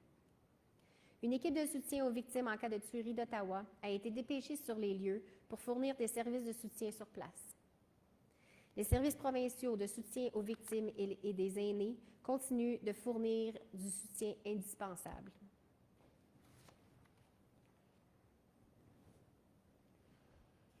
That concludes the presentation portion of today.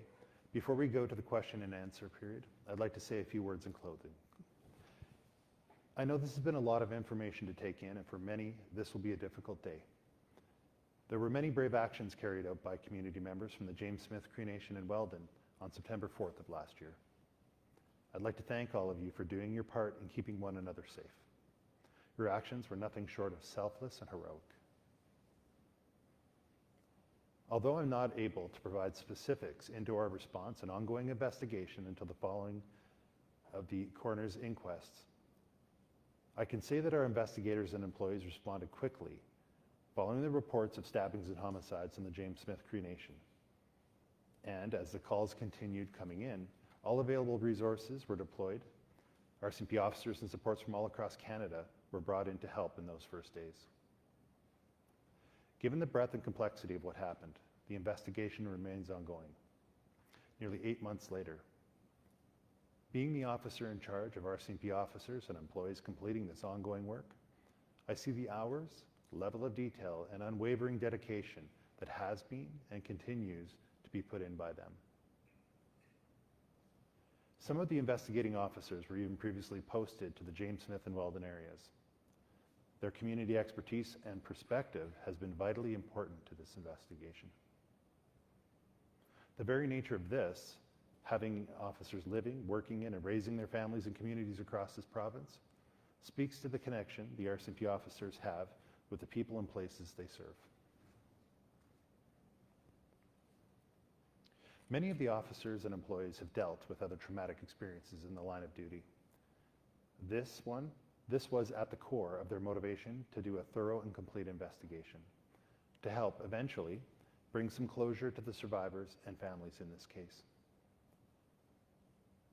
These homicides, the investigation into them, and the apprehension efforts have all impacted all of the RCMP investigators and civilian employees who responded.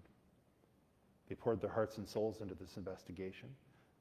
Although they can never truly know the pain that you, the community, have felt, please know that they have mourned your losses along with you and have been dedicated to bringing closure and healing to you and your communities through their actions each day. This investigation remains a priority of the Saskatchewan RCMP. Major crime investigators, forensic specialists, and civilian employees continue to do important work on this investigation in preparation for the upcoming coroner's inquests. We have a core team of people who have displayed outstanding dedication and tireless service to the RCMP and to helping the impacted communities. The presentation you saw here today is a result of the diligent work of those investigators and employees. They have my sincere thanks and appreciation. On Sunday, September 4th, 2022, we truly witnessed the worst of humankind and the best of humankind. The worst in the tragic murders and horrific injuries inflicted that day. The best in the brave, caring, and selfless acts of community members and first responders that came to the aid of the injured and dying. Please know that you and your communities remain in the thoughts of all the Saskatchewan RCMP employees and officers. Thank you.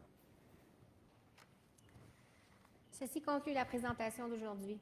Avant de passer aux questions et réponses, j'aimerais dire encore quelques mots en conclusion. Je sais que ça représente beaucoup de renseignements à digérer, que la journée sera difficile pour bon nombre d'entre vous. Les membres de la collectivité de la Nation Cree de James Smith et de Weldon ont montré une grande bravoure le 4 septembre de l'an dernier. J'aimerais vous remercier, tous et toutes, d'avoir fait votre part pour assurer la sécurité de votre collectivité. Les gestes que vous avez posés n'étaient rien de moins qu'altruistes et héroïques.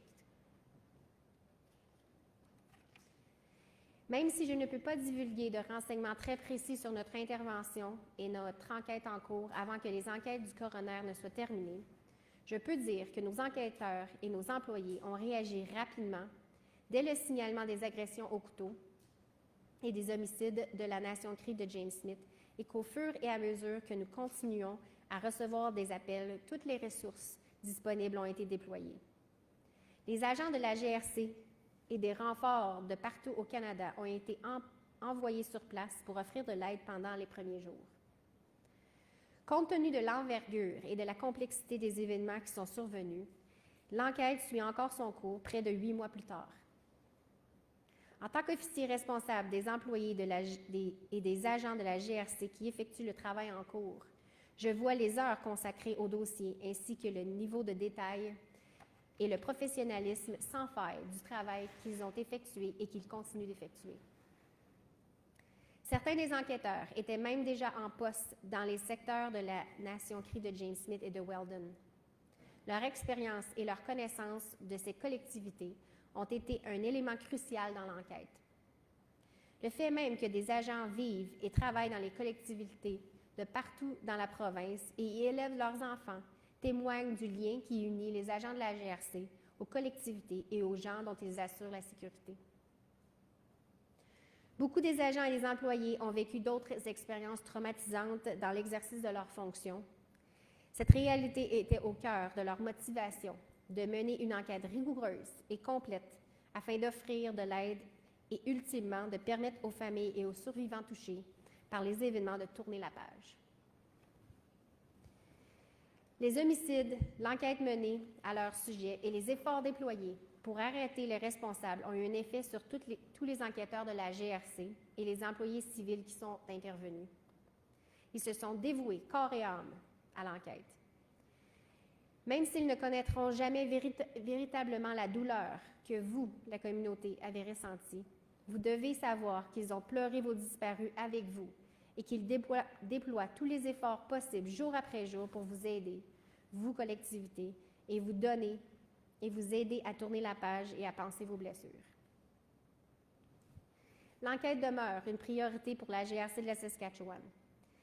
Les enquêteurs de crimes majeurs, les spécialistes judiciaires et les employés civils poursuivent leur important travail dans le cadre de l'enquête en vue des enquêtes du coroner à venir. Nous disposons d'une équipe de base dont tous les membres ont montré un professionnalisme exceptionnel et une détermination à toute épreuve pour aider la GRC à soutenir les collectivités touchées. La présentation que vous avez vue ici aujourd'hui est le résultat d'un travail diligent de ces enquêteurs et employés. Je les remercie sincèrement et ils ont toute ma reconnaissance. Le 4 septembre 2022, nous avons été témoins du pire et du meilleur dont l'humanité est capable. Le pire a pris forme dans les meurtres tragiques perpétrés et des blessures horribles infligées ce jour-là. Le meilleur a été incarné par les membres de la communauté et les premiers intervenants qui ont posé des gestes braves, bienveillants et altruistes et qui sont venus en aide aux personnes blessées et mourantes. Soyez-en sûrs, vos collectivités et vous restez dans la pensée de l'ensemble des employés et des agents de la GRC de la Saskatchewan. Merci. We'll now get into the question and answer period. As I mentioned before, we'll have 45 minutes for questions. We'll ask reporters to line up at the floor microphone and to please respect the 2 questions limit. Nous allons maintenant passer aux questions et réponses. Comme je l'ai dit auparavant, nous disposons de 45 minutes pour les questions. Nous demandons aux journalistes de s'aligner sur le microphone de la salle, et de respecter la limite de 2 questions.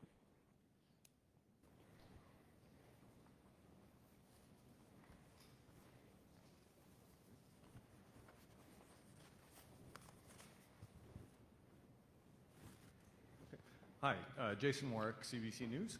Is it common that RCMP, when looking for someone with a warrant, have a photo that is 8 years or more old?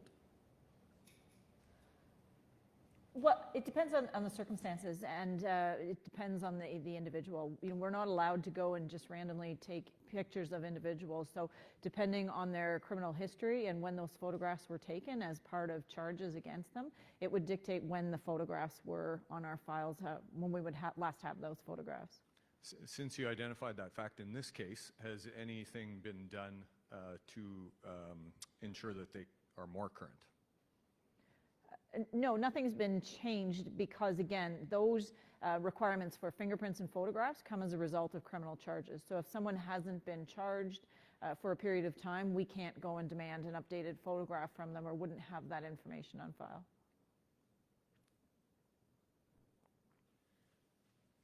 Thea James, Saskatoon Star Phoenix. I wanted to ask about that internal operational review and to ask you to speak to whether 24-hour policing is being considered. One of the things mentioned was the time from the initial call. There was a period where officers had to go to the Melfort detachment to pick up equipment and then left Melfort. Can I ask you to speak to that? Sure. The independent officer review is not yet complete. It's very much close to nearing completion.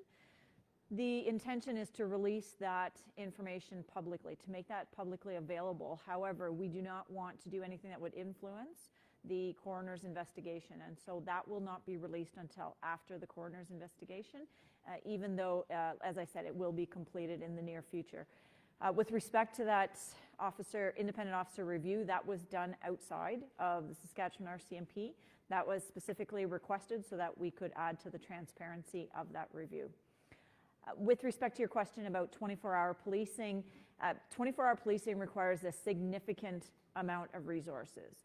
And in some cases, to be able to put those resources together, you may have to amalgamate detachments or look at a larger geographical area.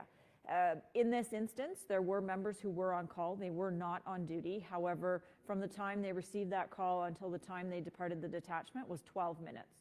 And so it wasn't a large amount of time, although we recognize, minutes are very important. But to be able to institute 24-hour policing, we would need a significant amount of additional resources across this province to be able to do that.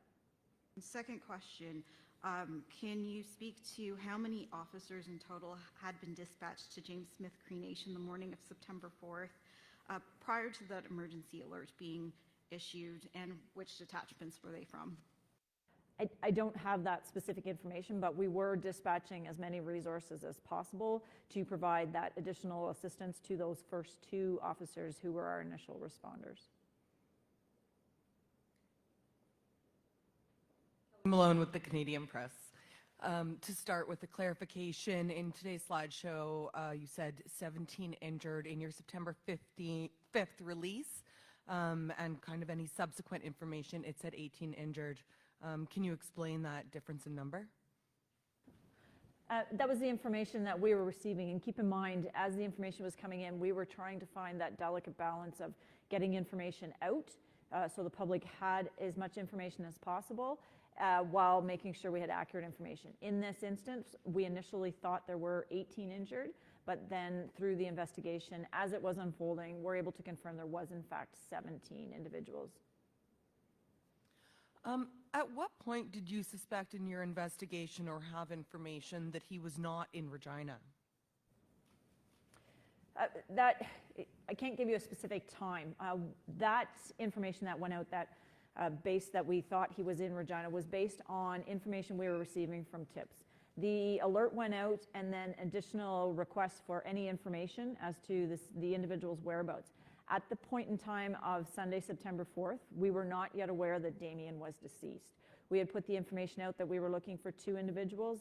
We know now that we were, at that point in time, only had 1 individual that we were looking for.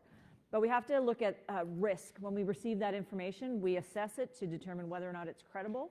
The information that we had at that time was deemed credible, and we had to look at the risk to individuals, knowing that there was a large event happening in Regina, the Riders game that was happening with a large gathering of individuals. We felt it was pertinent and important that we got that information out to individuals as quickly as possible, that they could potentially have been in Regina. Again, based on information we were receiving. And as mentioned in the presentation, we received hundreds of tips. So as we're receiving those, we're trying to analyze those and put that information out to best protect the public.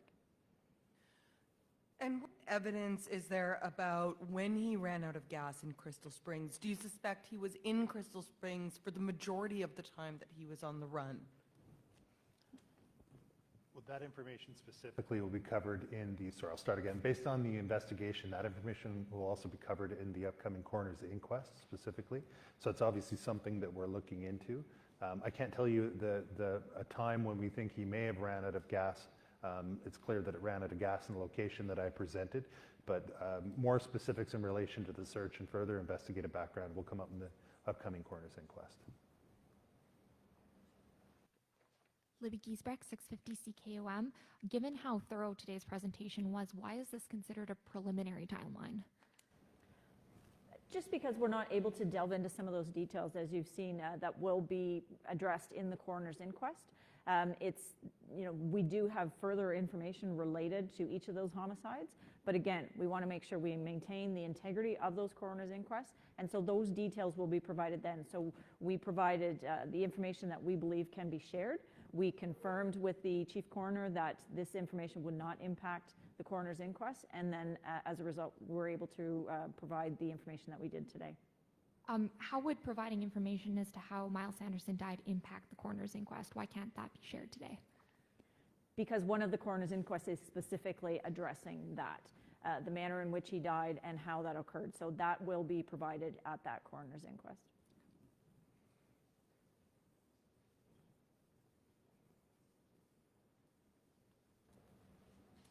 Kelly Malone again with the Canadian Press. Can you speak at all to how it went from going to the community to deal drugs to going to the Canistino bar and speaking about people are going to know us to the original attack with scissors? Are you able to speak about how that progressed, what their intent was? Some of those pieces of information may never be known, with Myles and Damien both being deceased. There is information that we have, details around some of that, which again will come out at the coroner's inquest. To speak to exactly their mindset and what they were thinking, we can't necessarily address that. What we are relaying to you is information that they relayed to others. You saw direct quotes from witnesses that we have interviewed, and we know that information is factual from those witness interviews. But to be able to speak to exactly what they were thinking, we can't really say that unless they relay that information to someone else.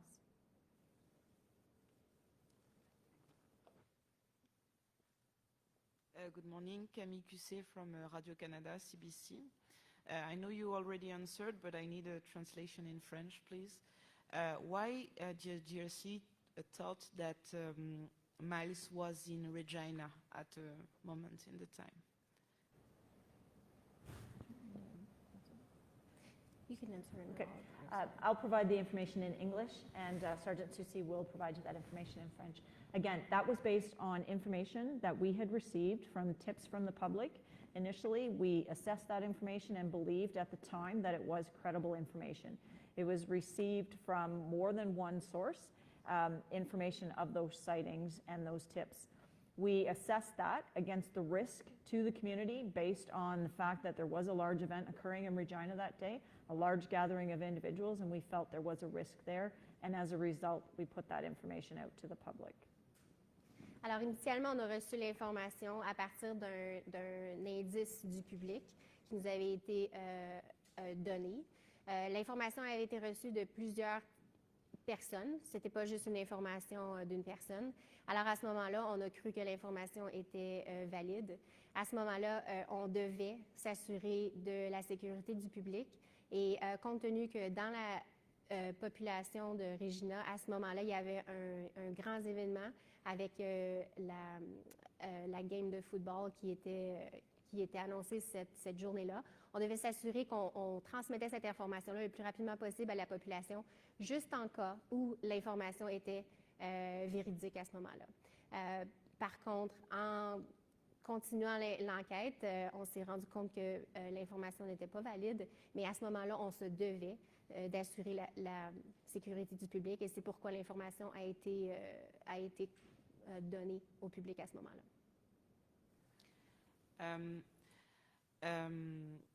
Will be changes in procedures with the how you try to catch suspects at the GRC? Will we see before James Smith and then after James Smith? What we're going to look at is the recommendations from the independent officer review. We will review the recommendations that come out of the coroner's inquest and assess those to look at what went well and as well as to look where improvements could be made. We're always interested in making sure that we are doing the best response possible to these incidents, and then there are always lessons to be learned from these types of incidents. And we want to make sure that we not only have that information here in Saskatchewan, but that all police agencies across the country have access to that information and can learn from the tragic events here. Alors, une fois qu'on aura reçu les rapports de l'enquête indépendante et de l'enquête du coroner, on va se baser sur ces recommandations-là pour voir qu'est-ce qui a bien été dans notre enquête à ce moment-ci et quel point on peut améliorer. C'est très important pour la GRC de toujours faire une revue de nos actions pour savoir comment on peut améliorer et s'assurer que la prochaine fois, si c'est pour arriver, qu'on a de meilleures ressources et habitudes de travail. On va s'assurer également que toute cette information-là qu'on a reçue ne sera pas seulement divulguée à la GRC, mais aussi aux corps de police municipaux à travers le pays pour les aider eux aussi dans la possibilité d'un événement comme ça qui se reproduise.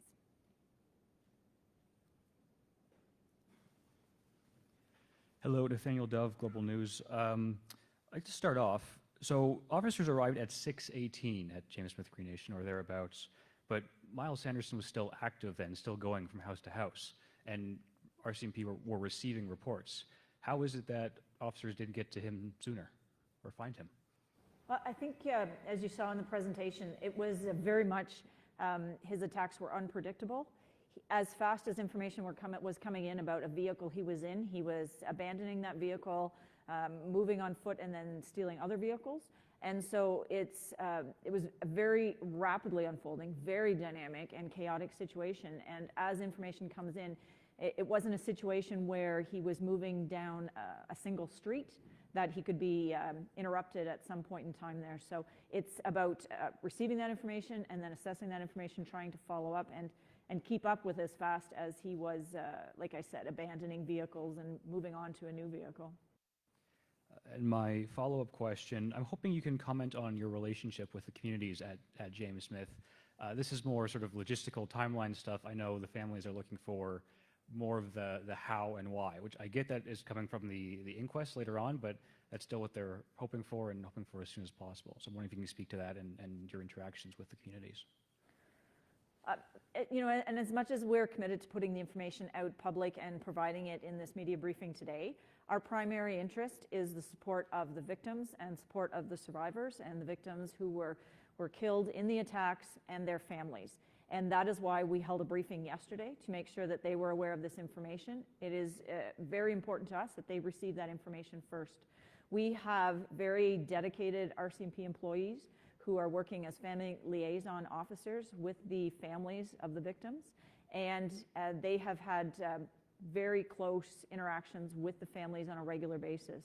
We also have continuing engagement with the community there through our Indigenous policing services, Melfort detachment members, And we're very committed to participating in activities such as cultural activities. Yesterday we participated in a pipe ceremony, in smudging, and are committed to making sure that respect for those cultural activities is part of our response and the information that we provide. Seeing as there's no one at the other mic right now, I might ask a question actually to the coroner, since he's here and I have the mic. Sir, will you be able to speak to us today? Afterwards. Thank you.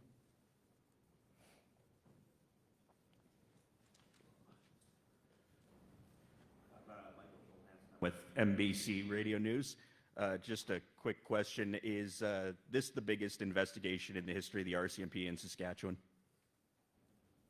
It is certainly probably the most complex investigation. We have unfortunately seen other investigations.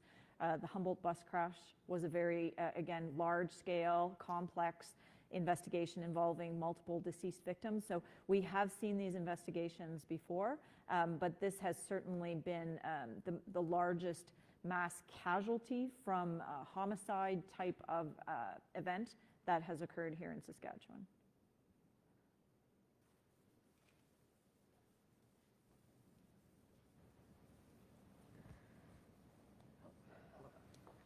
Kelly Malone, Canadian Press. One follow-up to my colleagues as well, asking about Regina.